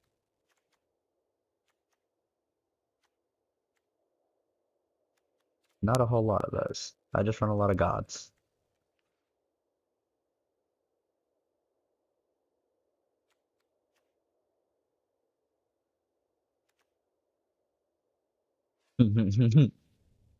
Okay.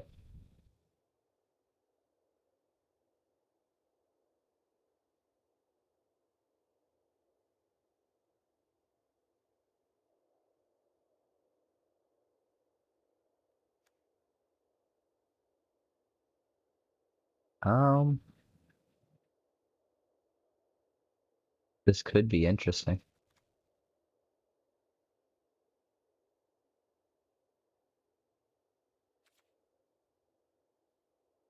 Or I go with Karuga. You know what? Let's try Ren and Siri. It seems fun.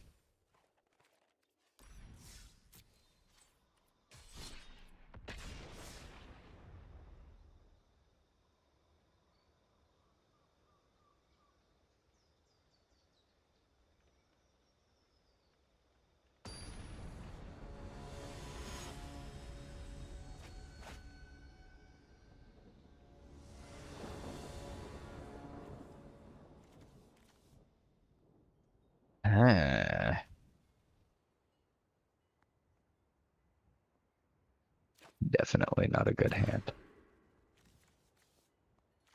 Much better hand. Keep. We'll get rid of... But we'll dump Jace to the bottom.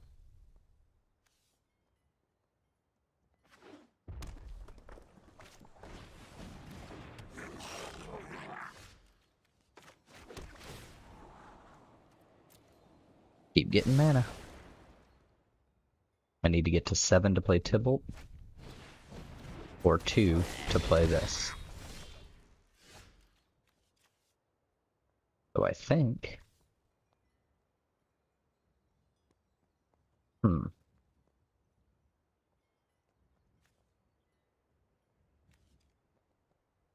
Nah. We will continue on. Excellent. 3, 4, 5, 6, 7. As long as I can stay alive long enough, I can play anything I want.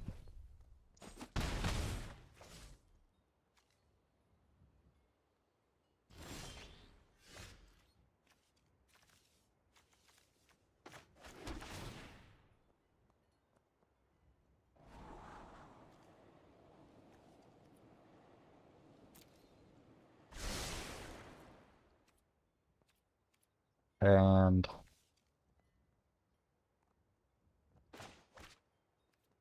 no, I want to play the Tybalt. Do I? No.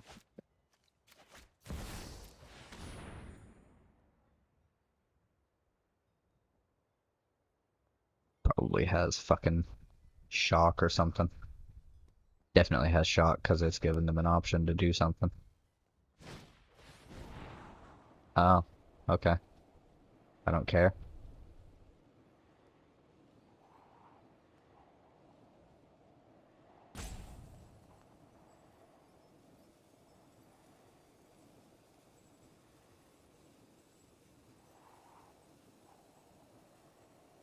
That's actually a really good instant.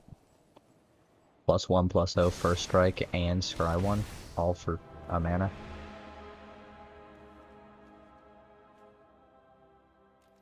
Oh, that one.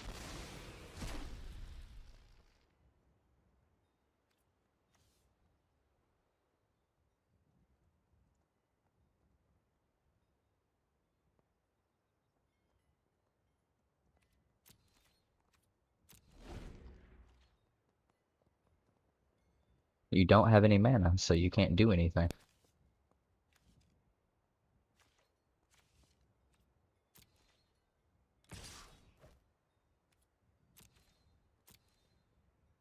I'm gonna just take one, what do you mean?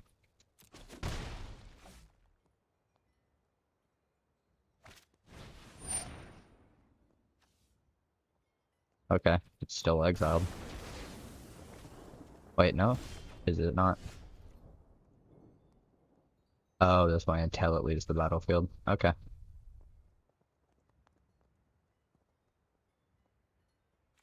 That's fine. Okay, so... I've got a red, a green, a white, so it doesn't even matter at this point. Play Ren and Ciri.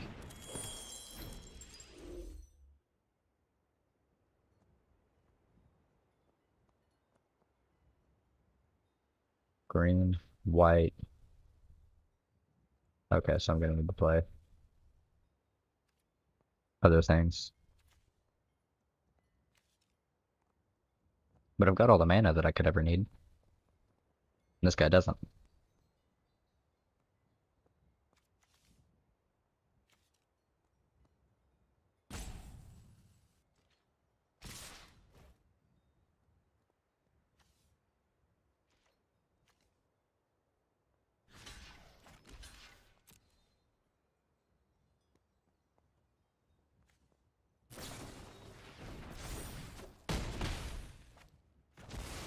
Okay.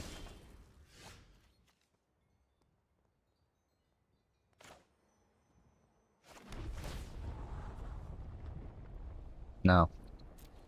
I don't need any more fucking lands. You're giving me the opposite problem, you piece of shit game.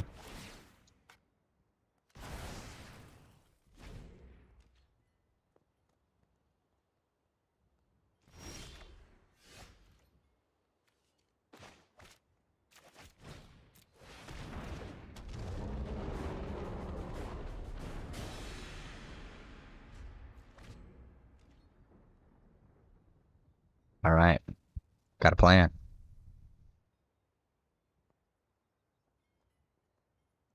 I've got 4 land drops for Kasima. And as long as they can't kill it this turn, then I've got this. Kazuma. That's 2. You can deal 2 damage to it. You can't deal the 4.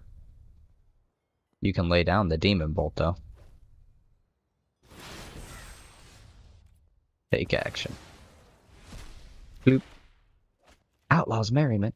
Fuck yes. Okay. Yes.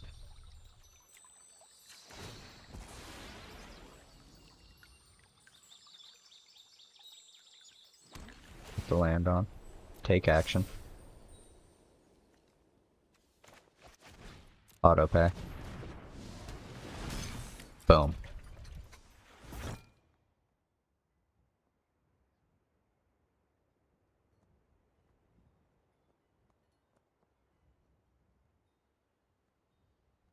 I'm gonna get myself like a 6-8 in a couple turns.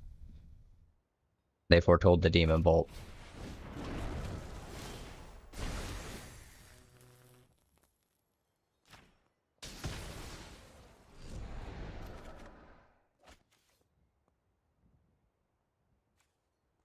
Okay, so I've only got 1 blue.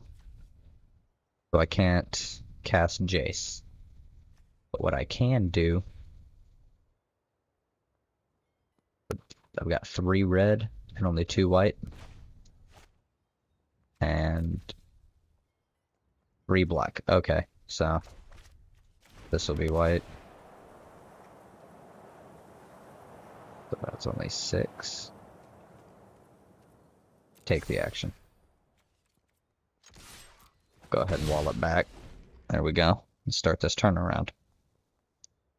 This deck doesn't lose very often, everybody.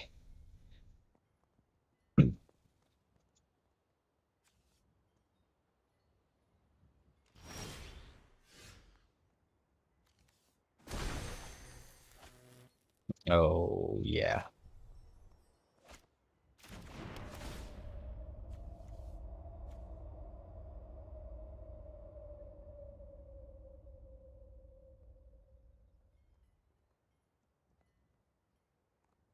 Four, 5, 6. So that's 7.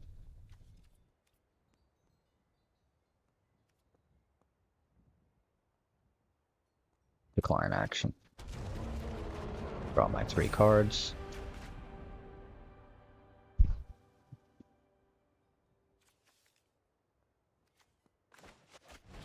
Play my maul.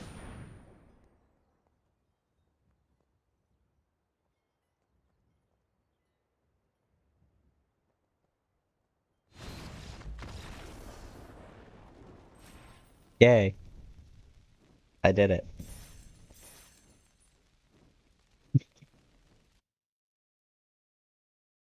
I love this thing so much. Oh my god.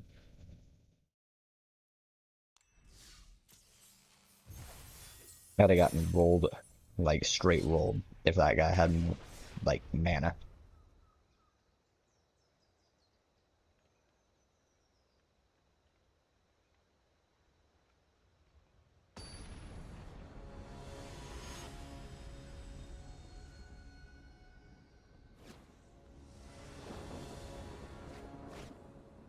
Hmm.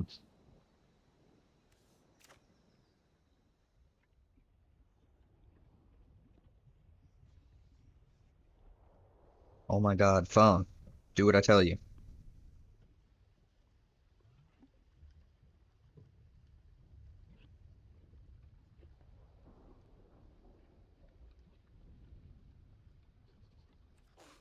Keep. Perfect. Perfect hand.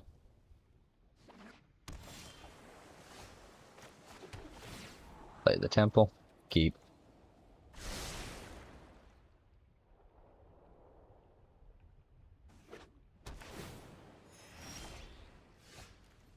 Play the temple.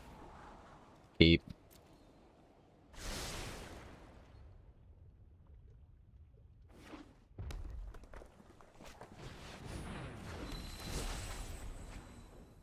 Good for you. Play this swamp.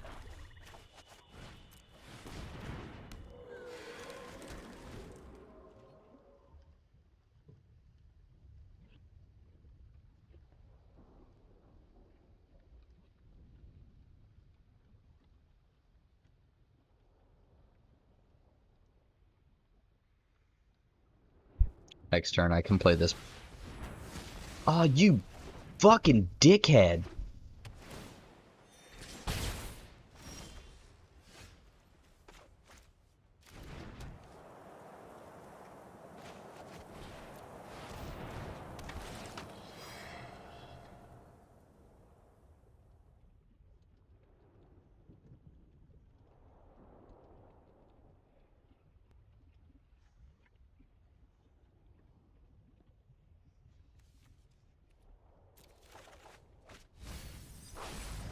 I knew it. But it's okay, the Dryad makes it fine. I don't care.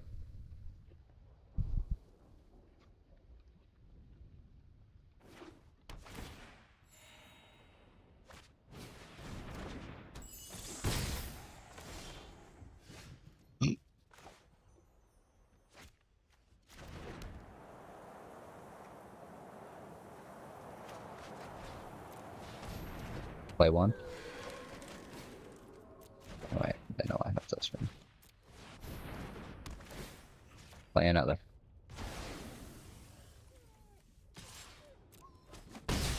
Wow. Start to level this fucking playing field, y'all. I love this 5-color deck. I really need to start collecting clips of this. I really do.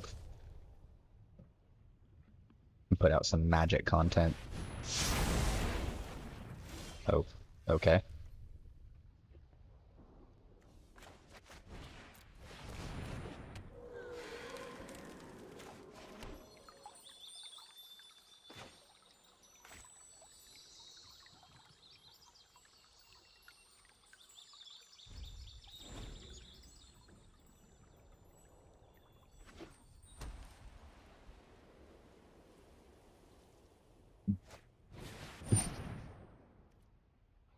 Oh, Whirlwind of Thought. Okay.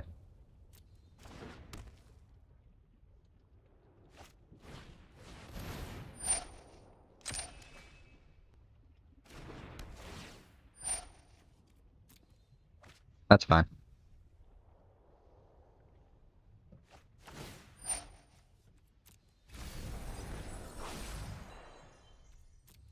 Okay. Fine by me.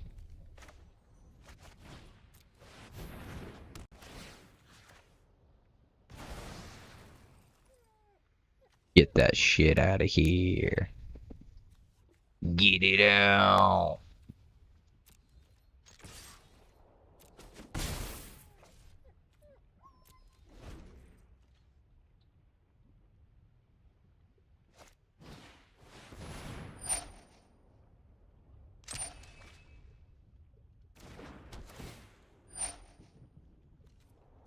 Okay.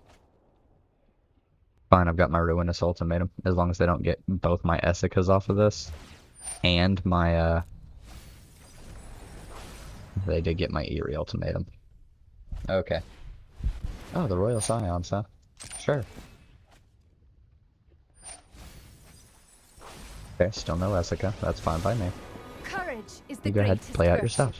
Yeah, sure. Go ahead. Go ahead. You can't mail me out.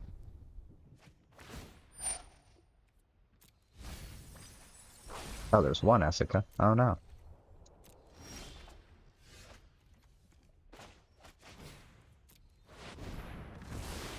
Oh, so tired. I have, you will.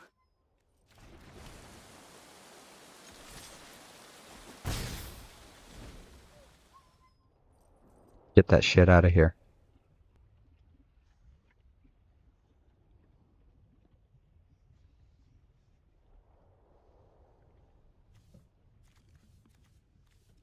Got the eerie, but that's okay.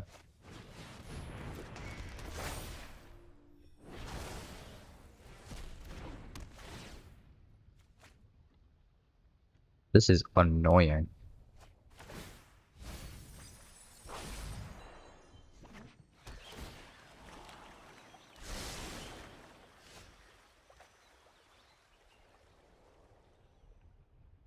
Two, 3, 4, 5, 6, 7, 8.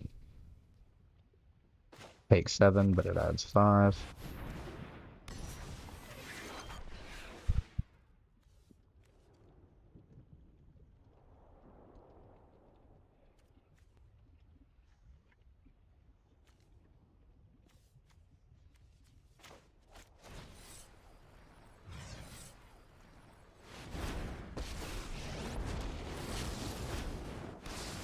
I understand difficult choices.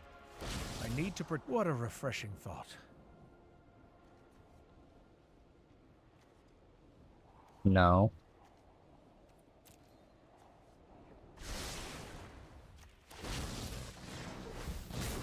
Let's see what I can do with this.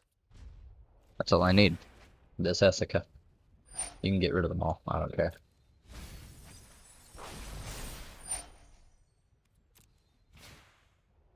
That's fine.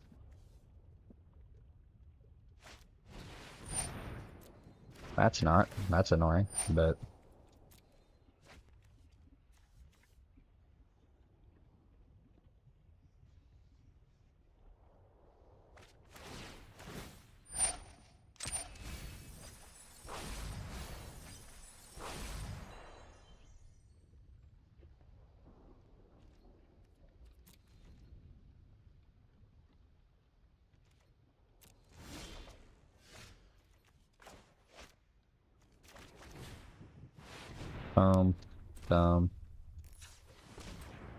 Thumb.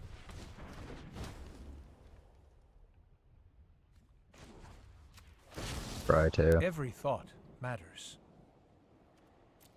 Draw a card. Another answer, another riddle.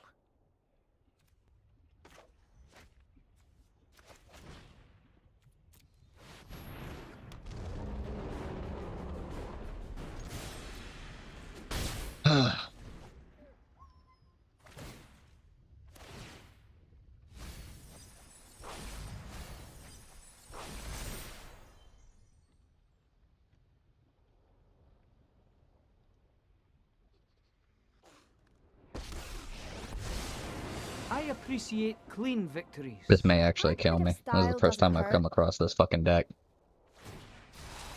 I enjoy the proper application of knowledge.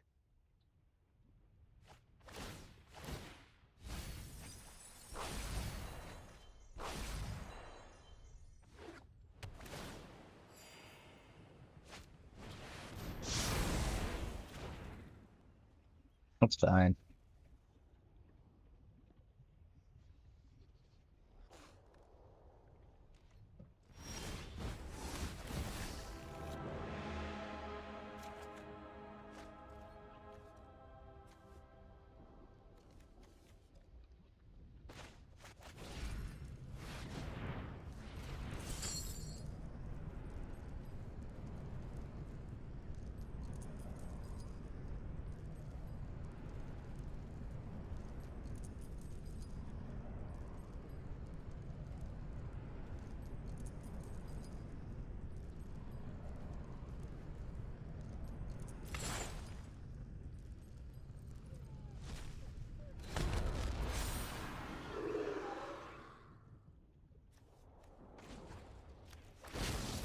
Solving mysteries is my specialty.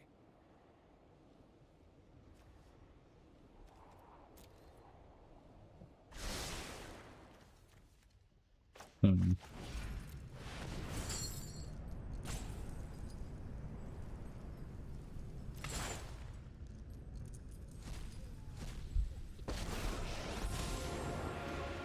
quest is not over until peace has blessed all. If you are going to fight, fight beside me.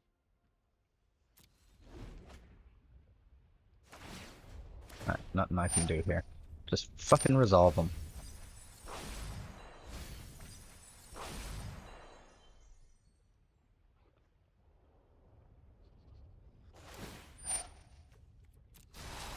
My plan is crystallizing. I don't know if I can win this.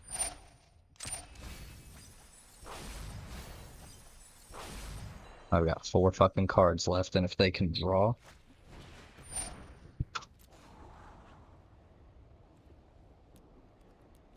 Jesus fucking Christ. That deck's annoying. Okay. That's gonna require some beefing up of my deck a little bit. A little bit of a change, because that... No, fuck no. Fuck no. I'm not gonna lose a goddamn game to a piece of shit deck like that.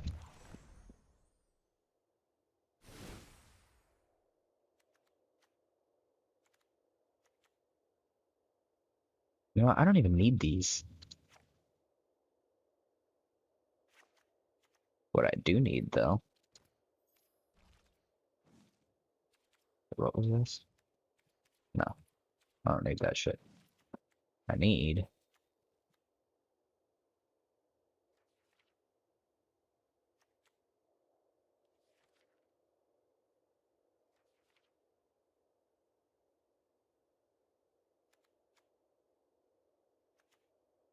Where is it? Come on. Oh, it's gonna be in the 3 drop. Oh, wait.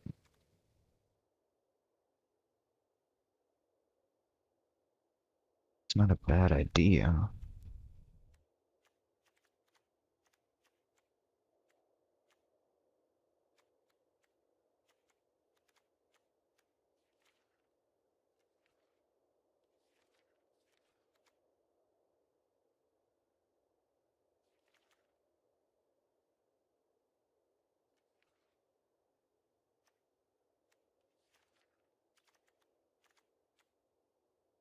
You know? Maybe I could afford to cut.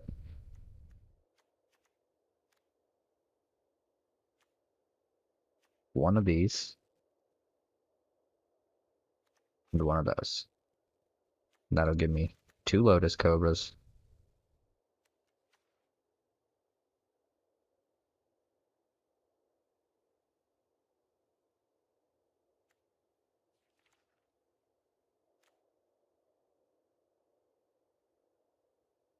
Huh.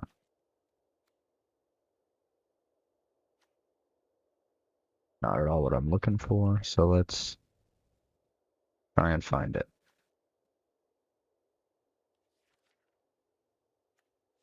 Boom. I guess 1 Wilt and 1 Return to Nature. That'll work. Ah, fuck. Ooh, I have enough to do a quick draft. Boom. We'll deal with that in a little bit. Because what I would really want to do... Actually close that. I'm gonna take a break, because I've been here for, again, quite some time. But don't worry. This time,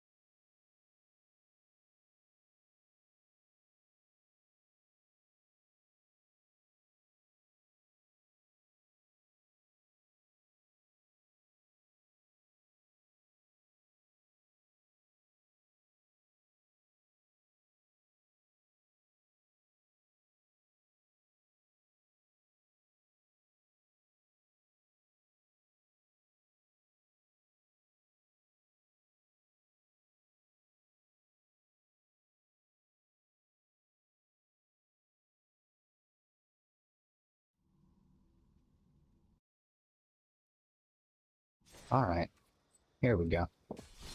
I'm laughing at some dumb shit on Facebook, but let's get into this quick draft, and then I think I'm gonna round up this stream, and then quickly record a video on my 5-color deck. Let's do this. Bye. Oh yeah. Ooh, another Valky.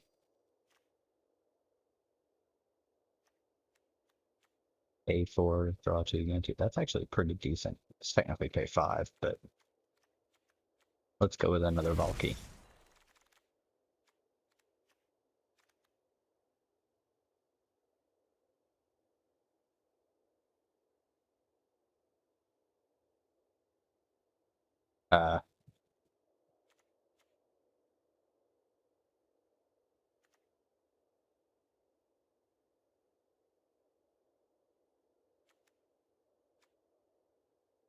Sure. I don't expect to win this draft at all.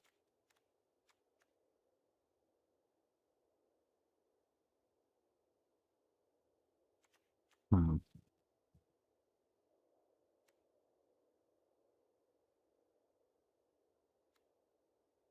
Okay, so I'm gonna have to grab some snow lands. Go ahead and do that.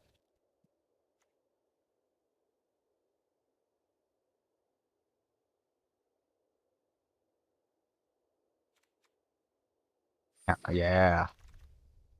There we go.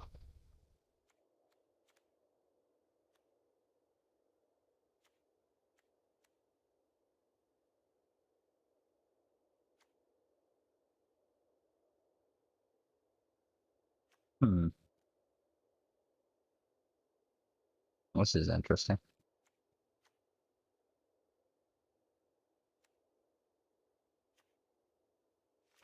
Go with the flood plains.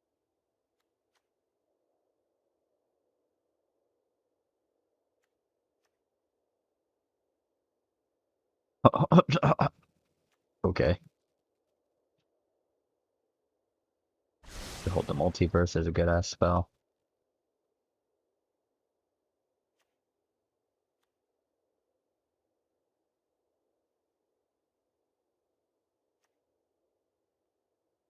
I'll grab that just cause.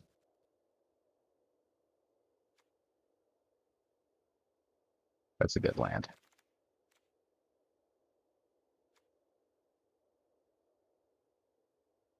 Mm. Wait. Okay.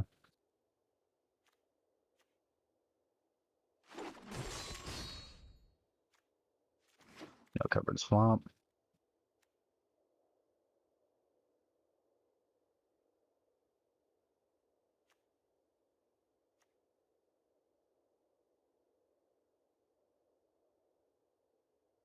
Okay, that's pretty good.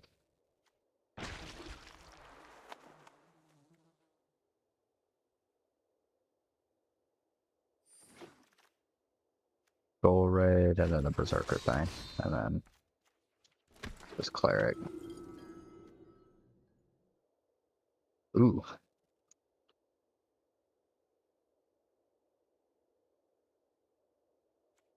Hmm. Is it going to be as good for my deck as, say...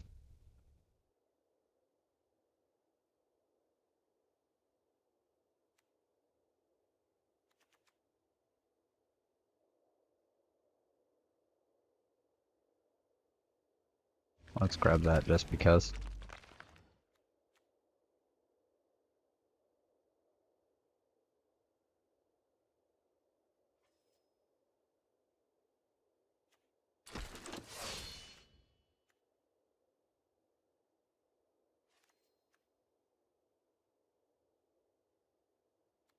Yeah.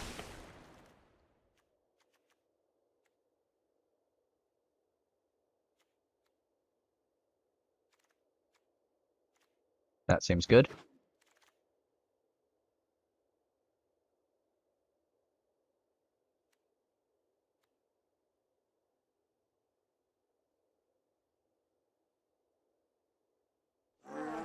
Let's go with the troll.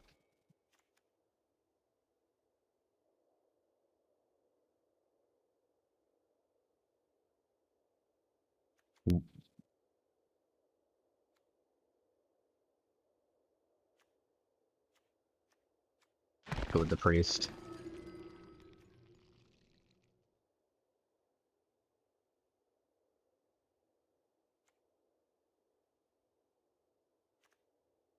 Great. Oh.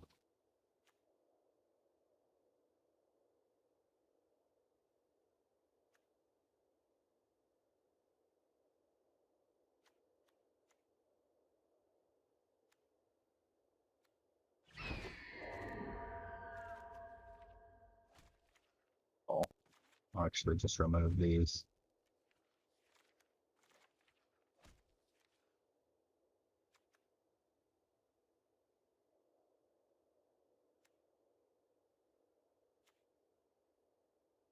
Grab the snow island.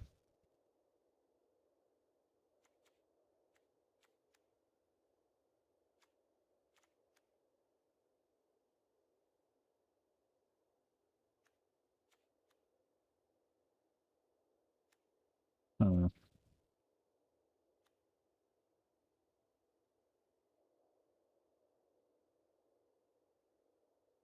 I don't know. I'll just take the big fuck.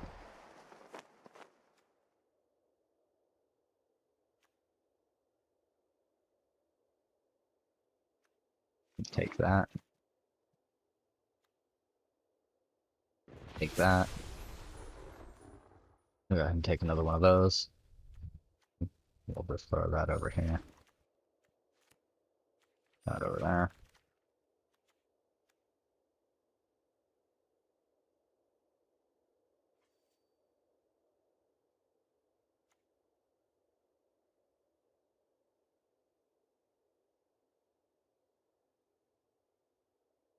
Okay.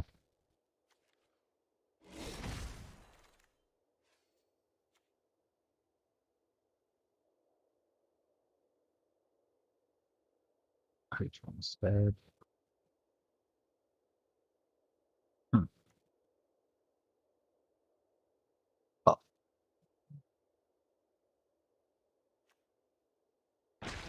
Yeah.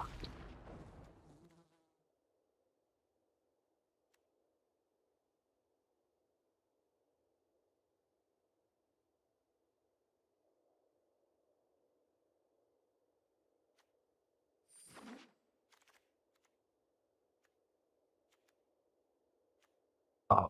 I need to be running some red if I want to do this one. Son of a bitch. Oh well.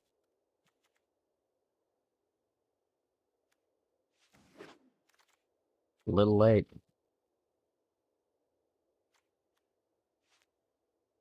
Fuck. Fuck me.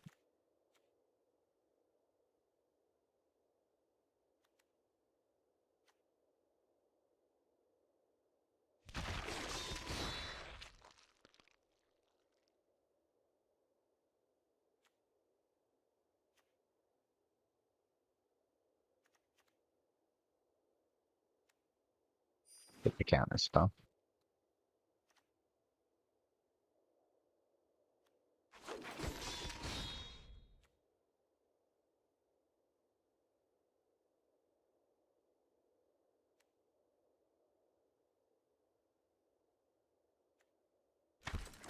Get the berserker.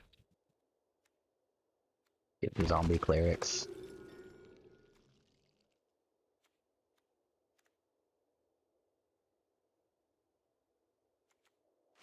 Build up the 2 drops.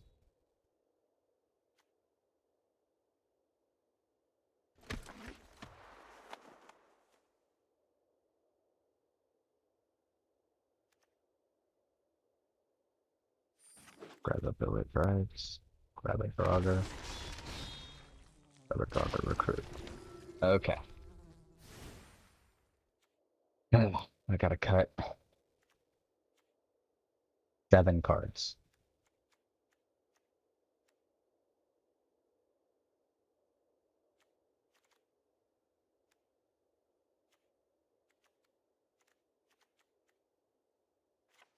We'll do that.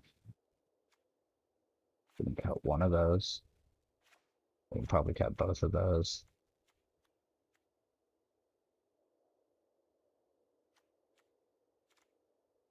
We can cut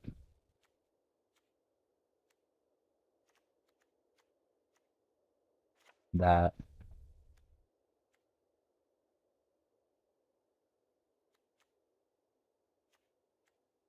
That. And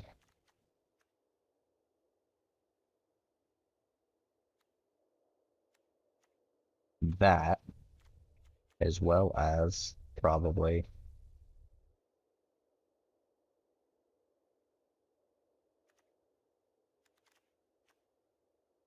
we'll cut one of those and add in one of those.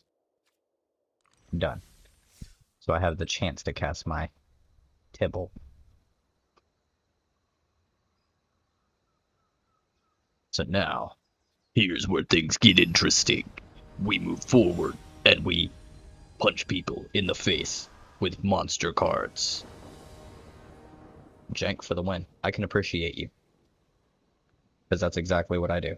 Jank for the win.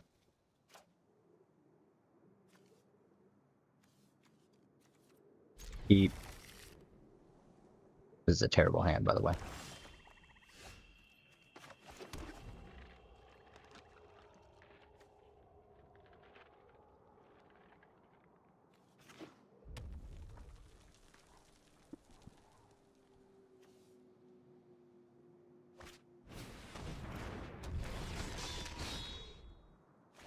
Rummaging.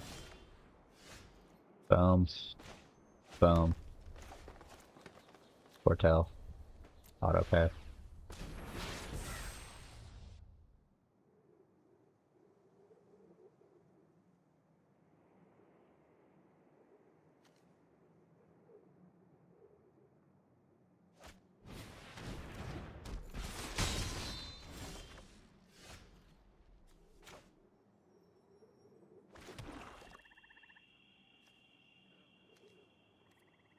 Alright, so I guess this turn we just autopay.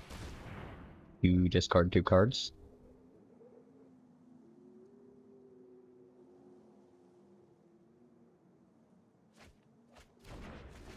There we go. I'm gonna get my ass kicked. But it's alright. I have this blunt to smoke.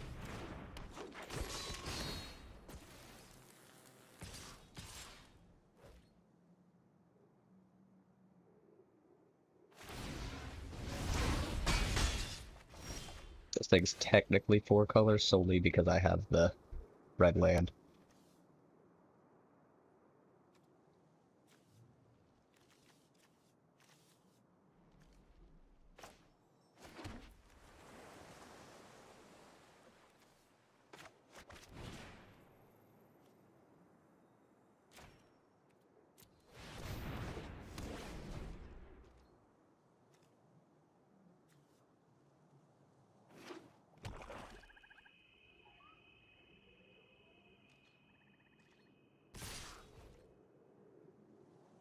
Getting my ass kicked.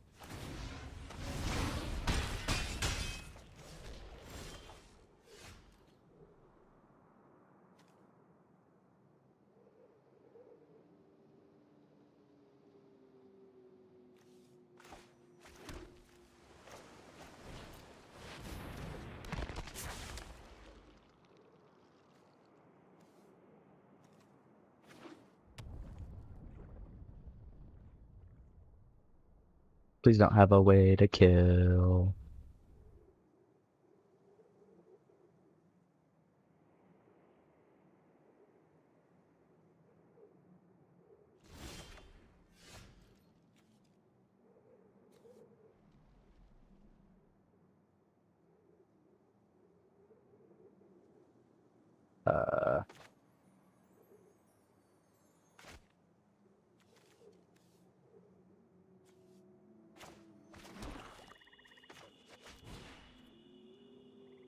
1, 2, 3, 4, 5.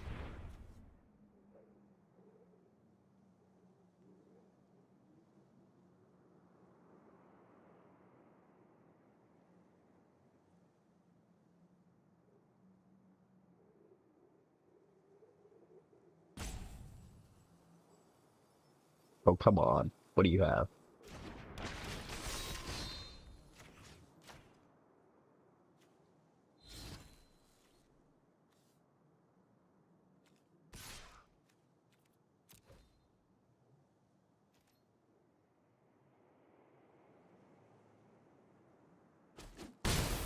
Take you down to 17. I'm probably going to lose this game, so I'm okay with this. Unless they can play a 4-drop, and then I can disdain full stroke it, and that'll be great.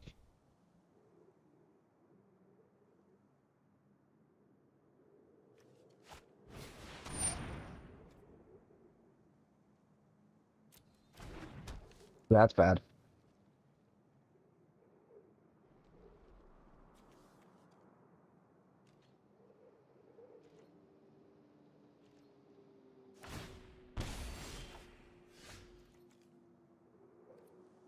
Okay, that takes...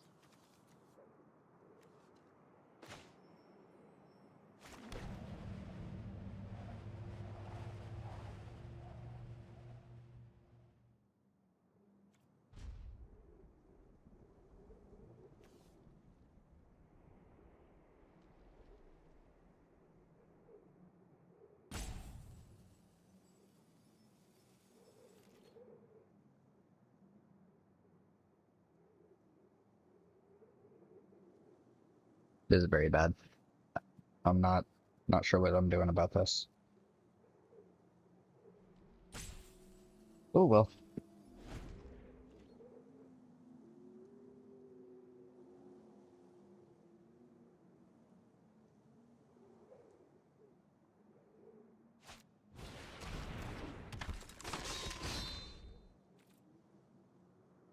Yeah, this is bad.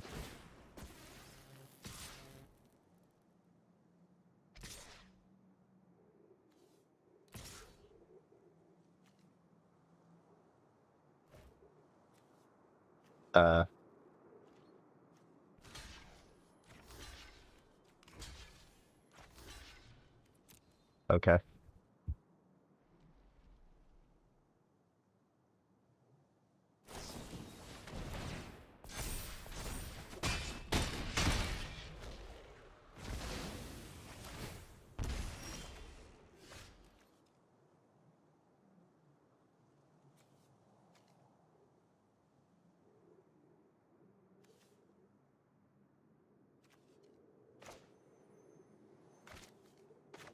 Do that.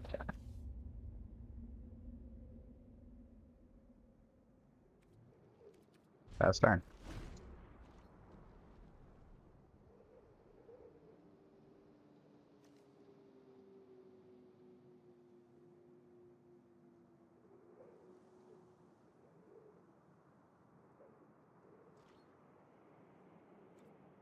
Come on, what you got?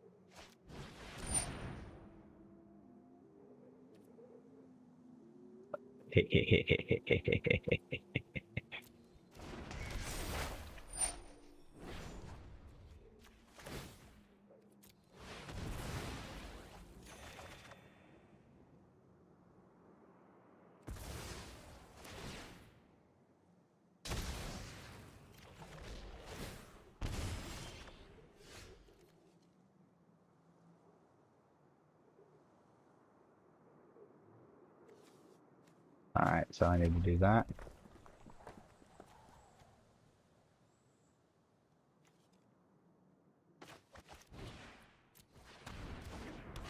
Play that. Play that.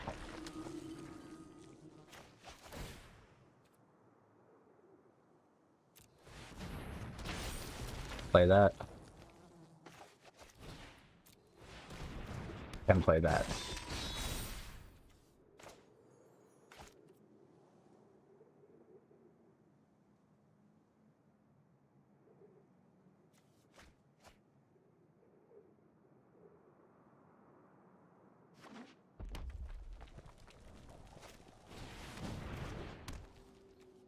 Well, that's not good.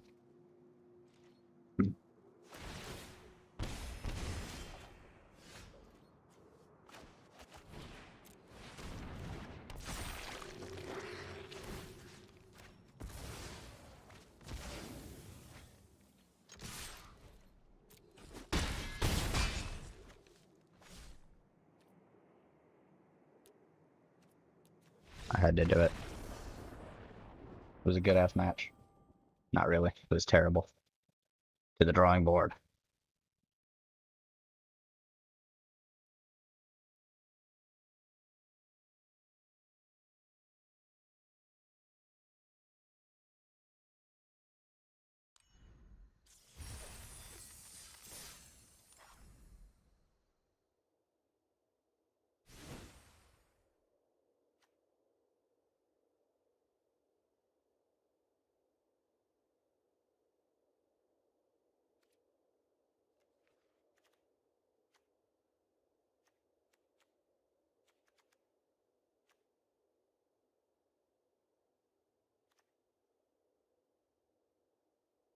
I need to make sure that everything is a snow creature. That's not. But that is.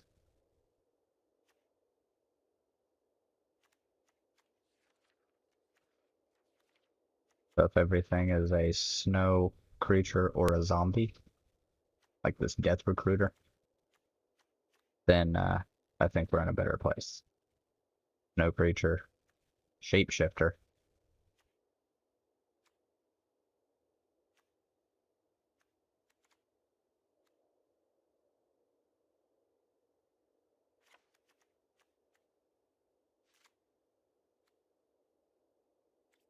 So that I think the disdainful stroke for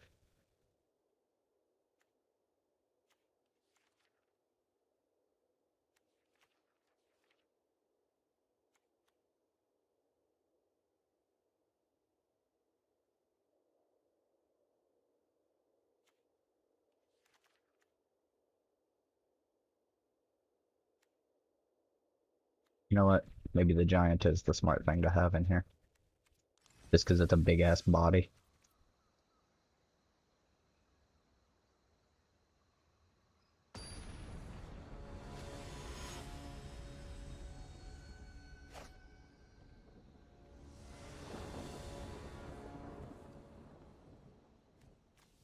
This is a perfectly fine hand.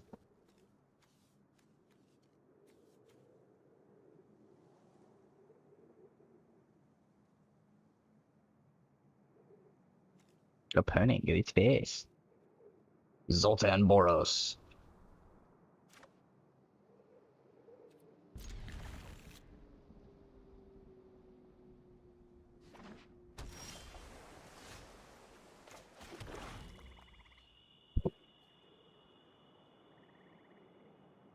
Oh, they have one Valaki.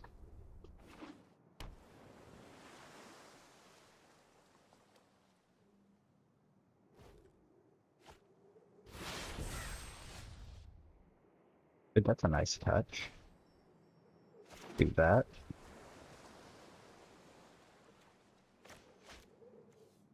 And then just play this.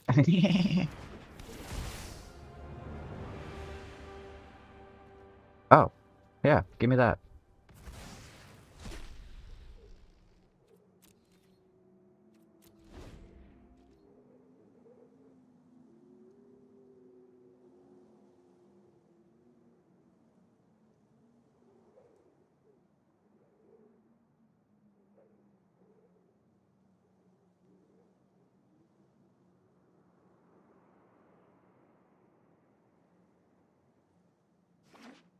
See, there's nothing going on here.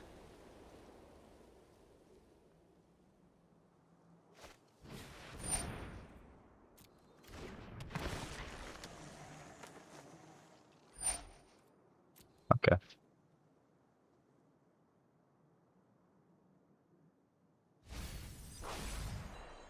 Okay.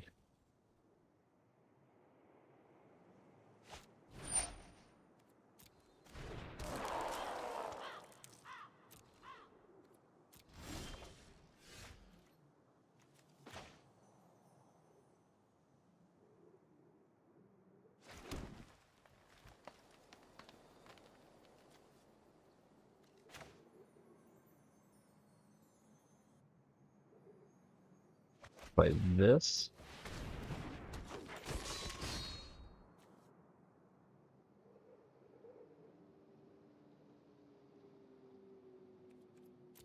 And then we're good. No, I'm not gonna attack with Valky. Are you kidding me? It's a 2-1.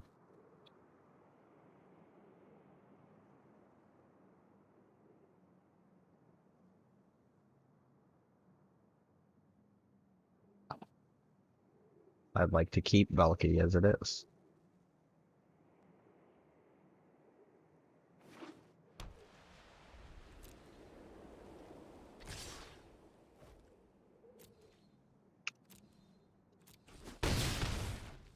Don't care.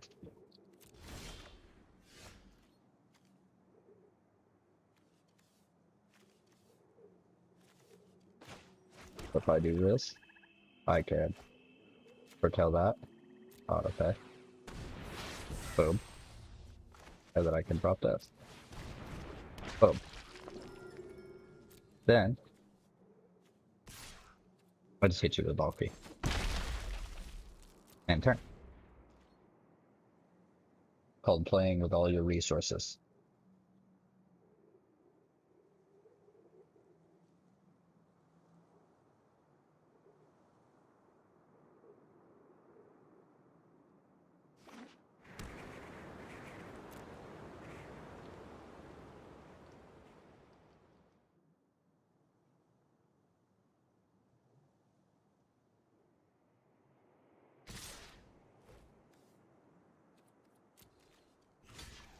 Toss. Toss. I'll do a trade with this thief, and then have that thing bounce off.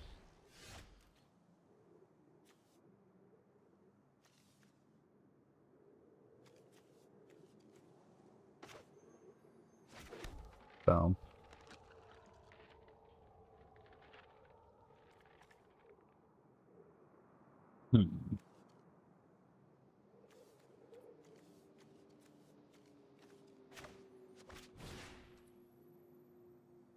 So it doesn't require that, so let's do it to the no land, and then we have 2 there. That's instant speed. Next. Wallop them. In turn. And then they're gonna do the thing, and I'm gonna behold the multiverse. 4C, essentially.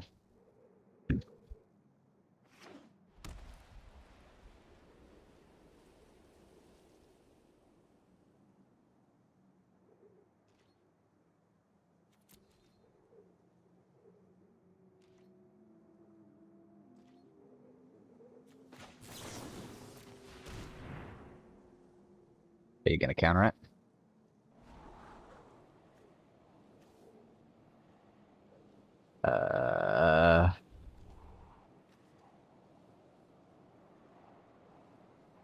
It is a zombie. Fuck it. My turn.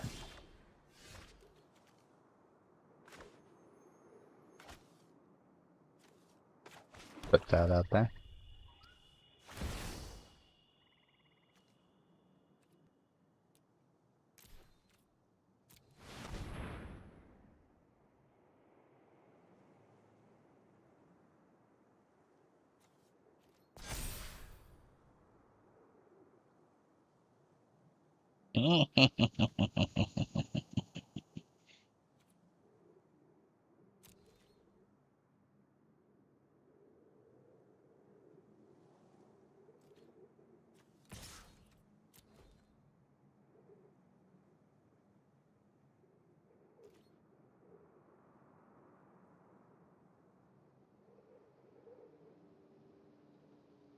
Here's the great thing.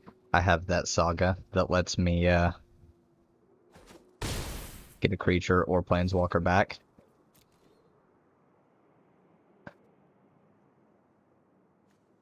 So if they kill my Narfi or my Valky, then it's fine. I also have this.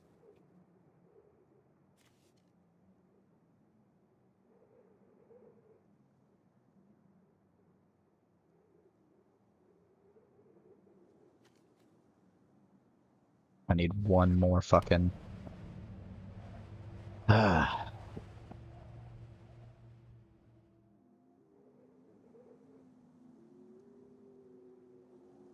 need another frosty thing.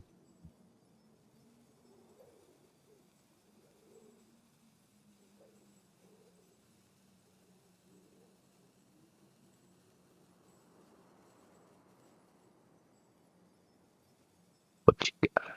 What you got? Come on, what do you have? Come on.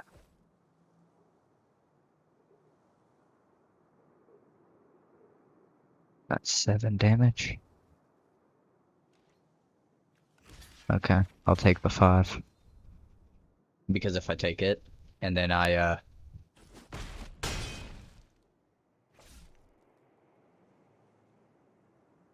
can get another Snowland. Because I should have another snow swamp out here somewhere. Or a snow island. I think I got another snow island. So if I draw it, or I draw another fucking floodplain or the black-white one, or whatever, then I can just sack the priest and kill their undersea invader. And that seems fine to me.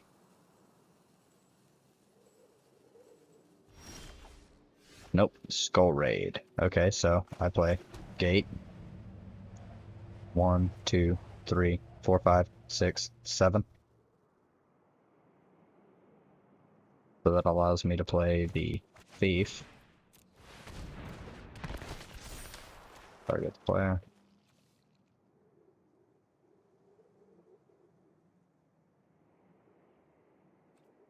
Graveyard.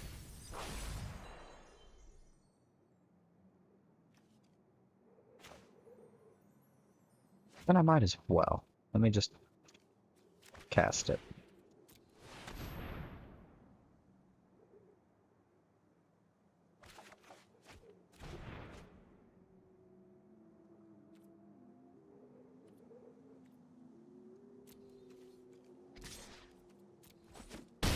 Wham! And turn.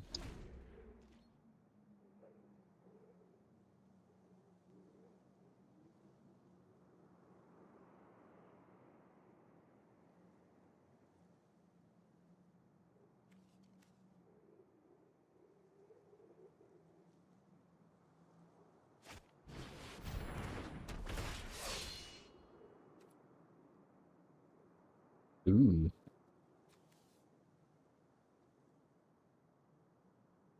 Oh. That is nasty.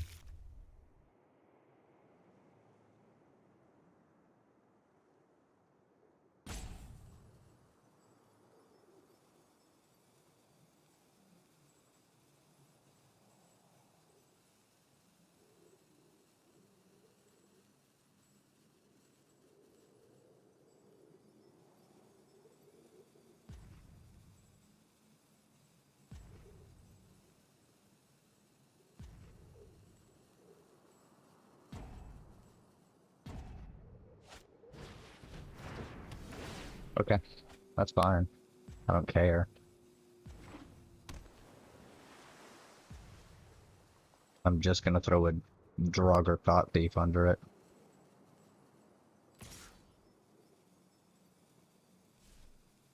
Nah.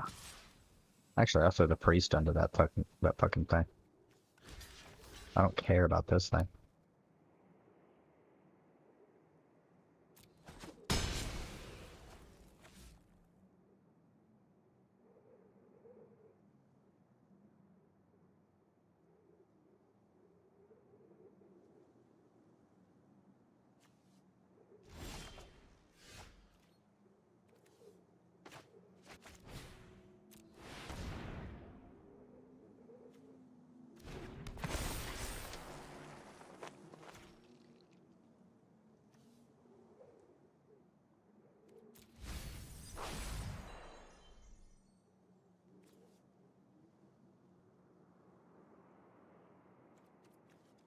Okay.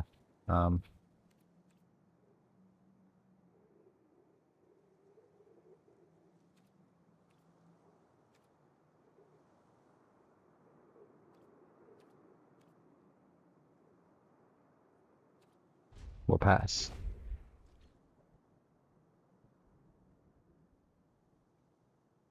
They probably have a saw it coming right there. Hopefully not. I'd really appreciate it if they didn't count on my spells. It'd be the bestest.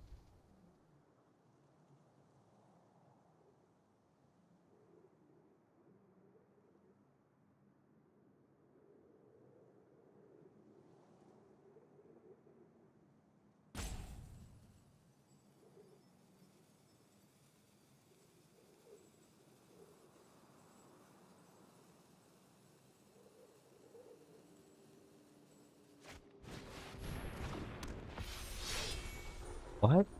How did I not get to... It's an instant. How did...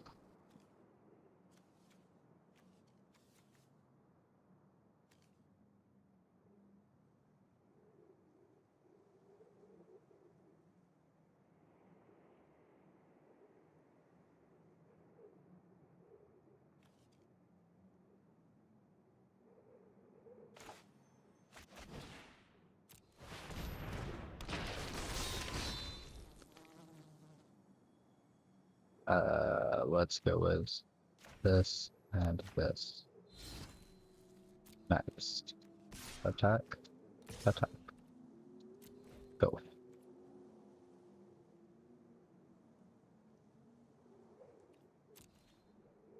It can only end well for me.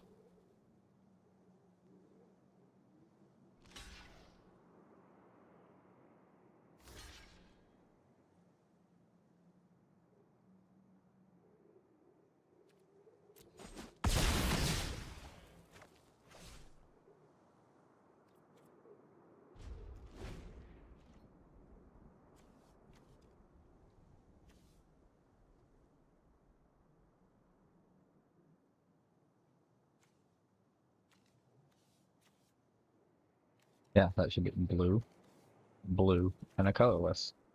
I should have been able to counter this Shepherd of the Cosmos bullshit.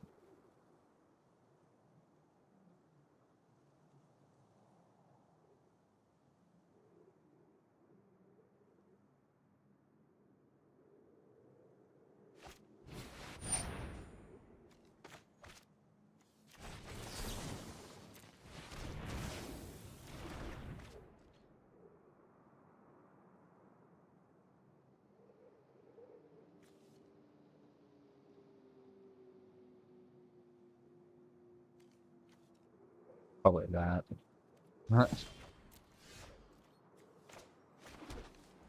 That's dumb. Okay, so it would take 10 mana. 1, 2, 3, 4, 5, 6, 7, 8, 9.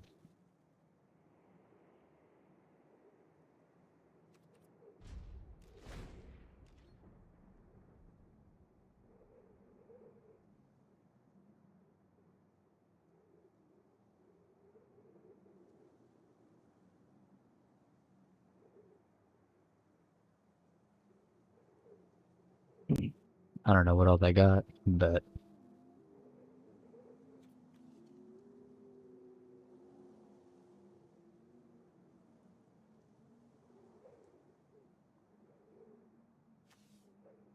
I can't let them. Well, why do they even have this thing? It goes not with their plan at all.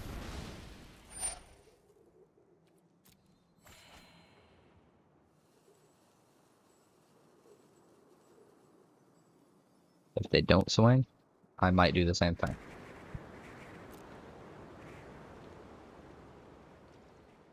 Actually, no. I need to get this thing out.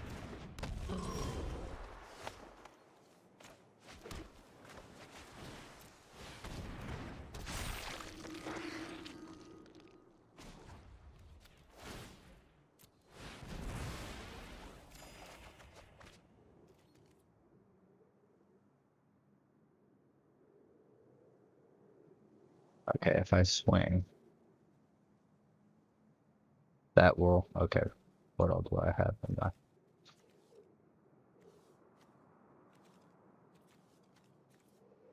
okay, if I swing with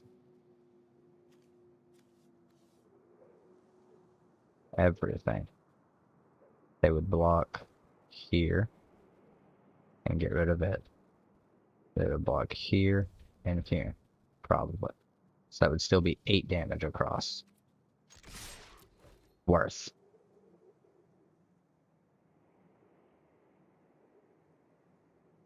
And if they don't block appropriately, then they die. They can't block everything, and so next turn I can swing with Draugr Recruiter, because they can't kill me. Not at this particular stage. And I will, because I'm going to be removing some of their shit. Yep, that's exactly what I was... Wait, that's not quite what I was thinking, but... Okay.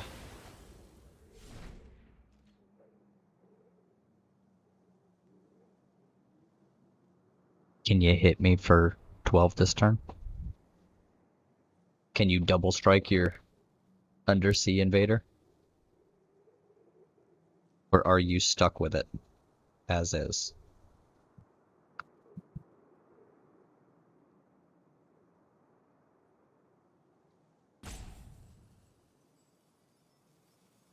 Because next turn, I get to play Tybalt.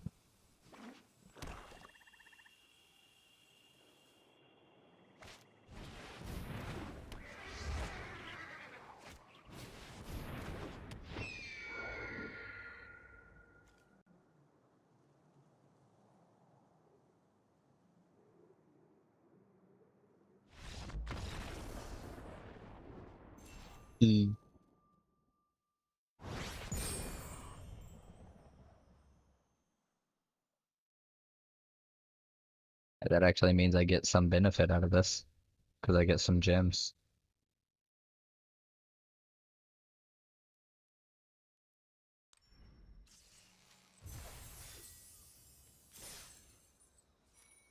Yeah, I get 100 gems and 1 pack.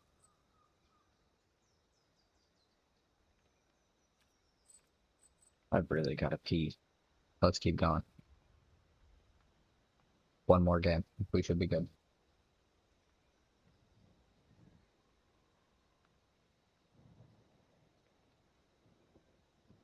Oh god, did Michael Knowles do something? Fuck. I might have to cover that later on stream. But I've got some other things to do after I finish this up. So, it's already almost 1. Yeah, I'll probably be back on to stream around 7.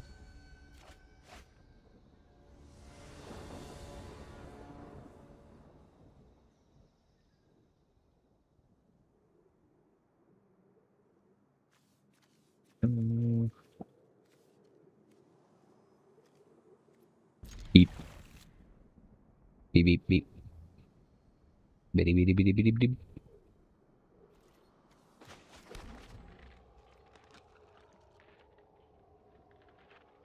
And then I play the Swamp, and then I play a Berserker. Or... No, I play the Berserker. I need to be beaten in.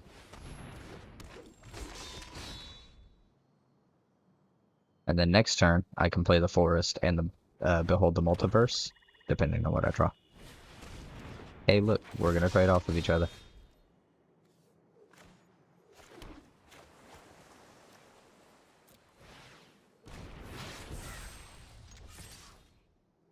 You wanna trade? Yeah, you do. I have 3 fucking Snowlands.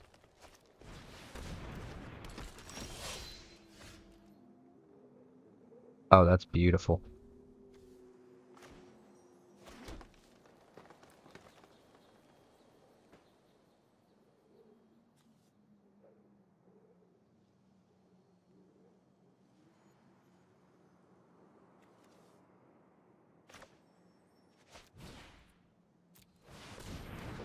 Play my Angel Wizard.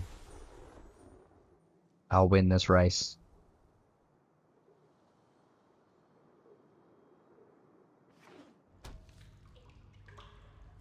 Ooh.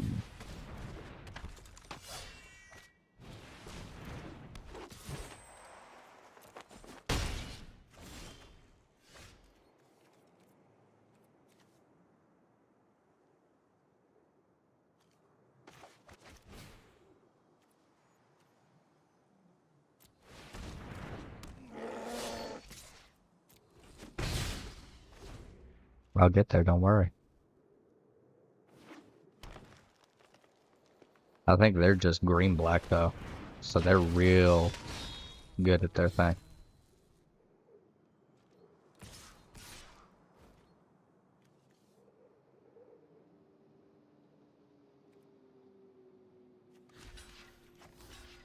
Actually, no. I need to get rid of that. I can take some damage. But I need to not take fucking infect. You know?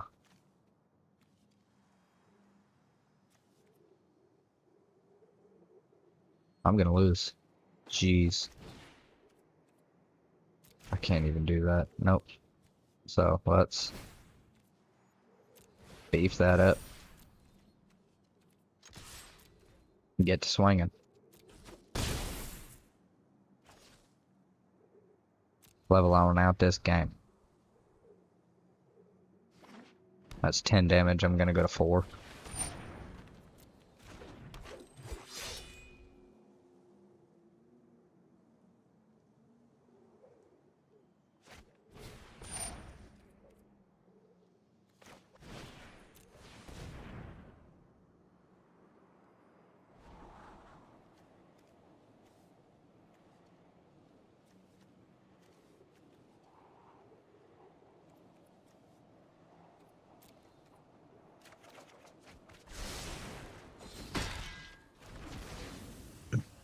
Alright, so that's gonna hurt.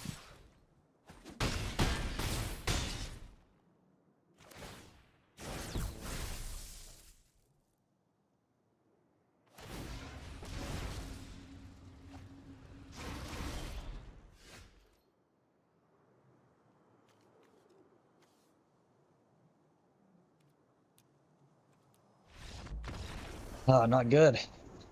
Not good. Of course, I'm not good at draft, so.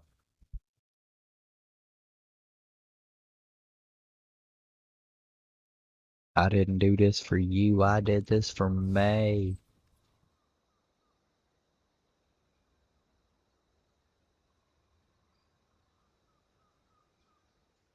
But I am gonna refine my 5-color deck to where there's some continuity. I want 2 of the Tybalts, I want 2 of the Essicas.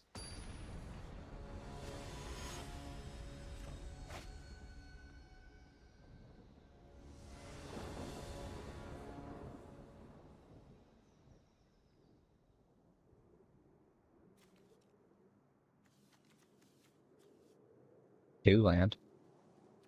I'll draw. I'll draw stuff.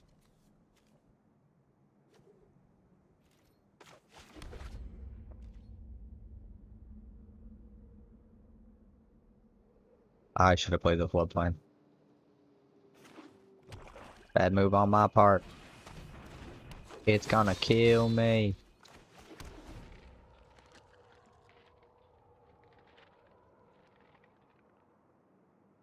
This draft format may be faster than I anticipated. I was thinking slow, grindy draft.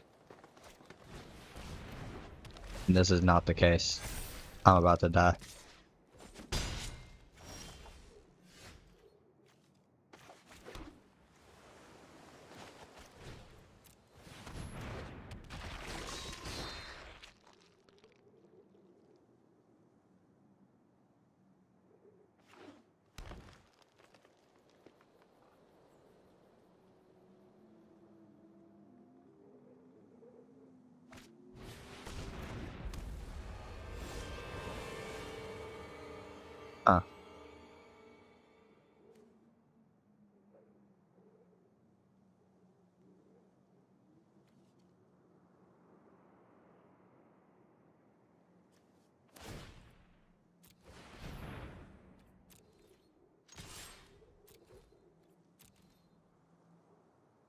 What you got?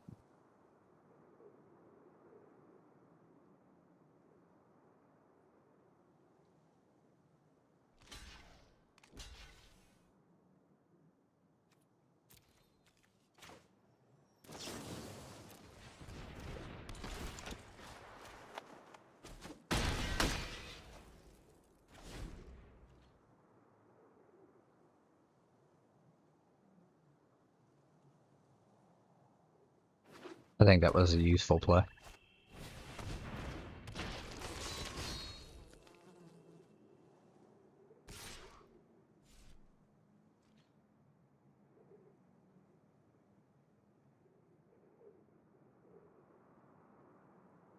You can swing with the Dusk Wielder. Dusk Wielder. That is some sick art, though.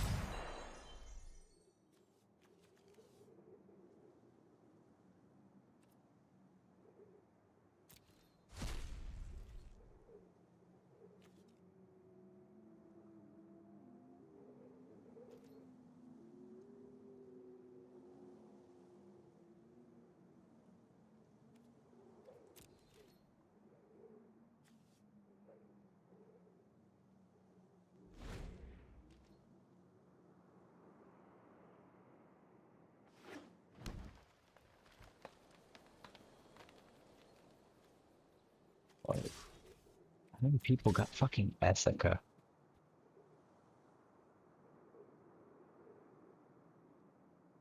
Oh, you don't have any swamp lands.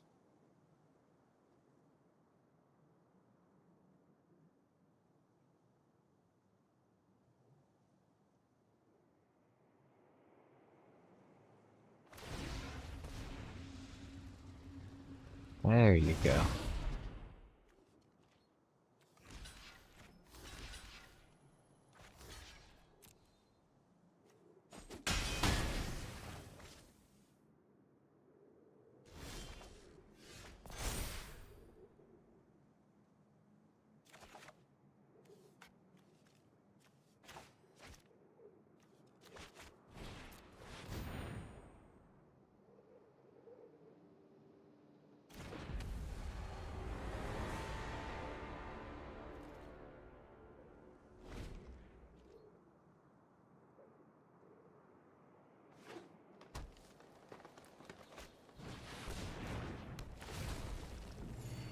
Oh, that's... I never even saw one of those.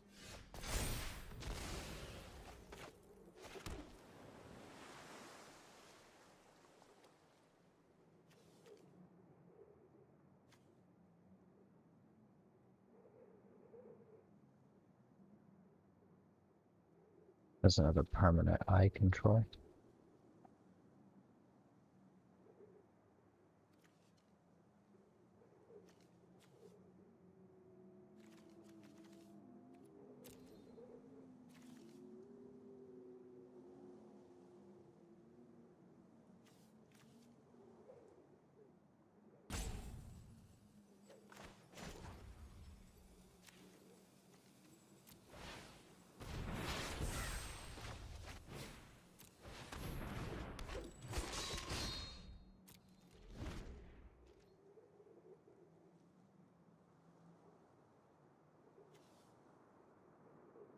Alrighty.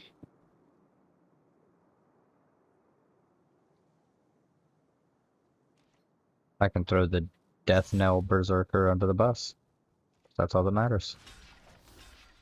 Yeah, you think I'm gonna touch? I'm not gonna block with Essica. Are you dumb? That's silly. Do you think I'm dumb, I should say? That's silly.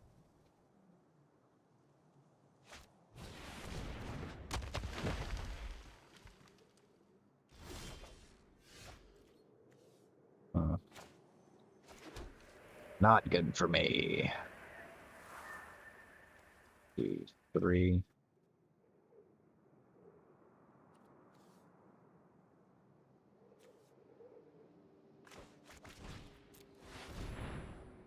Do that. We just do this.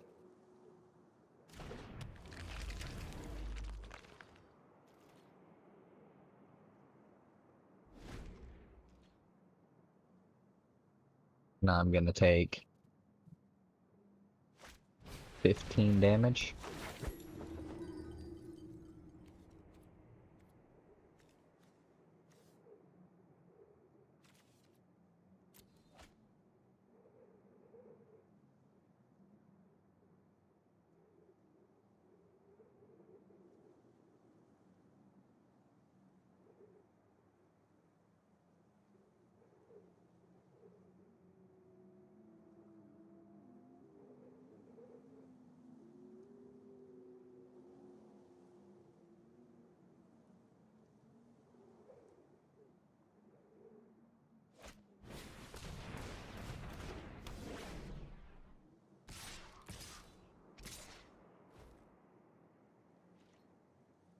No blocks.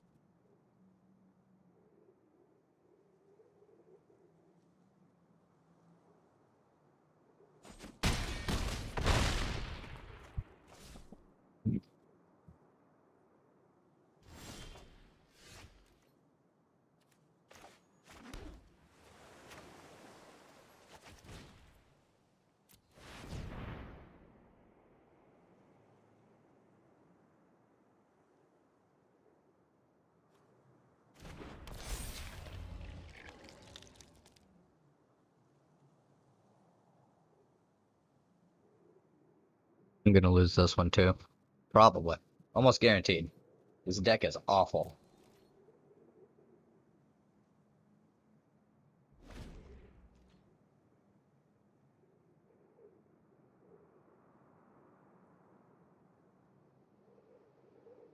Oh, I do lose. Oh well, that's 3 losses in a row. Yeah, I still had fun.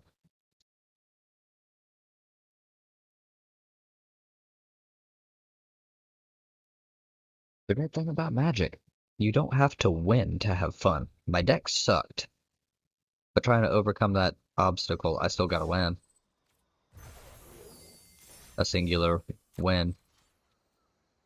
So I get a pack.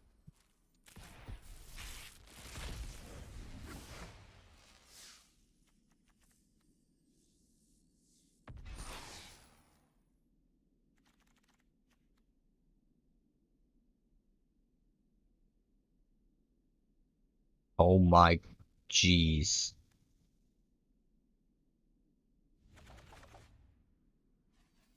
Okay, so to round this up, let's go ahead and just do this. We've got the 5-color deck that I've been running, the super good one. Let's put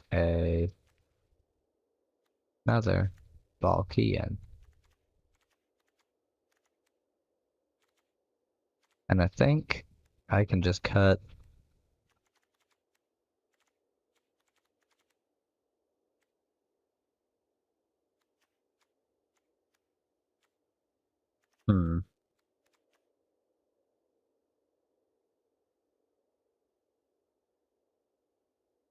Still got 28 lands. Let's make it 26 lands.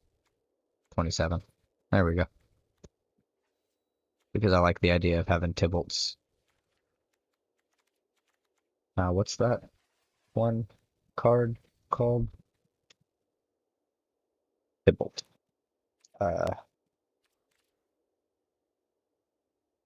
What's that counter spell? Tybalt's Treachery? No. Oh wait. Not collected. Instant. Go. I should have it as only not collected. Because I don't own it.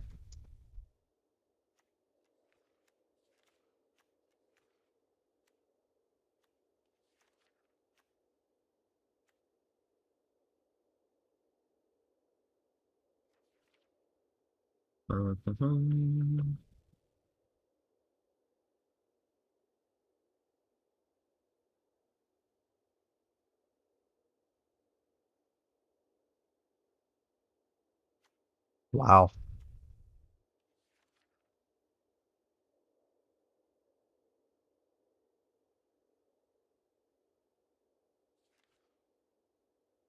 I have no idea what that spell is.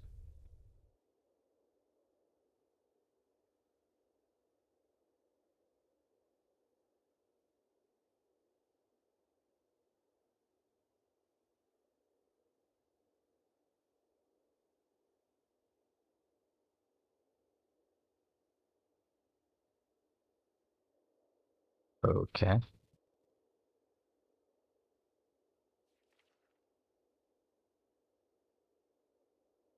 Oh, shatter, that's gonna be awful.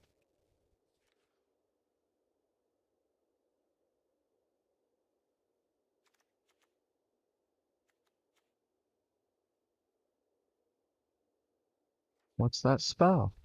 Seriously. Tybalt's trickery.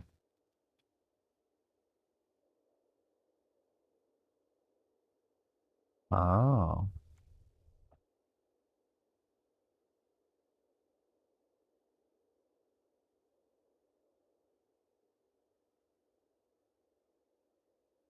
I may need a couple of these. Okay. So, we're rounded up there. I think we're gonna exit the game. Yes, I'm sure I want to exit. And we're gonna round up this here stream.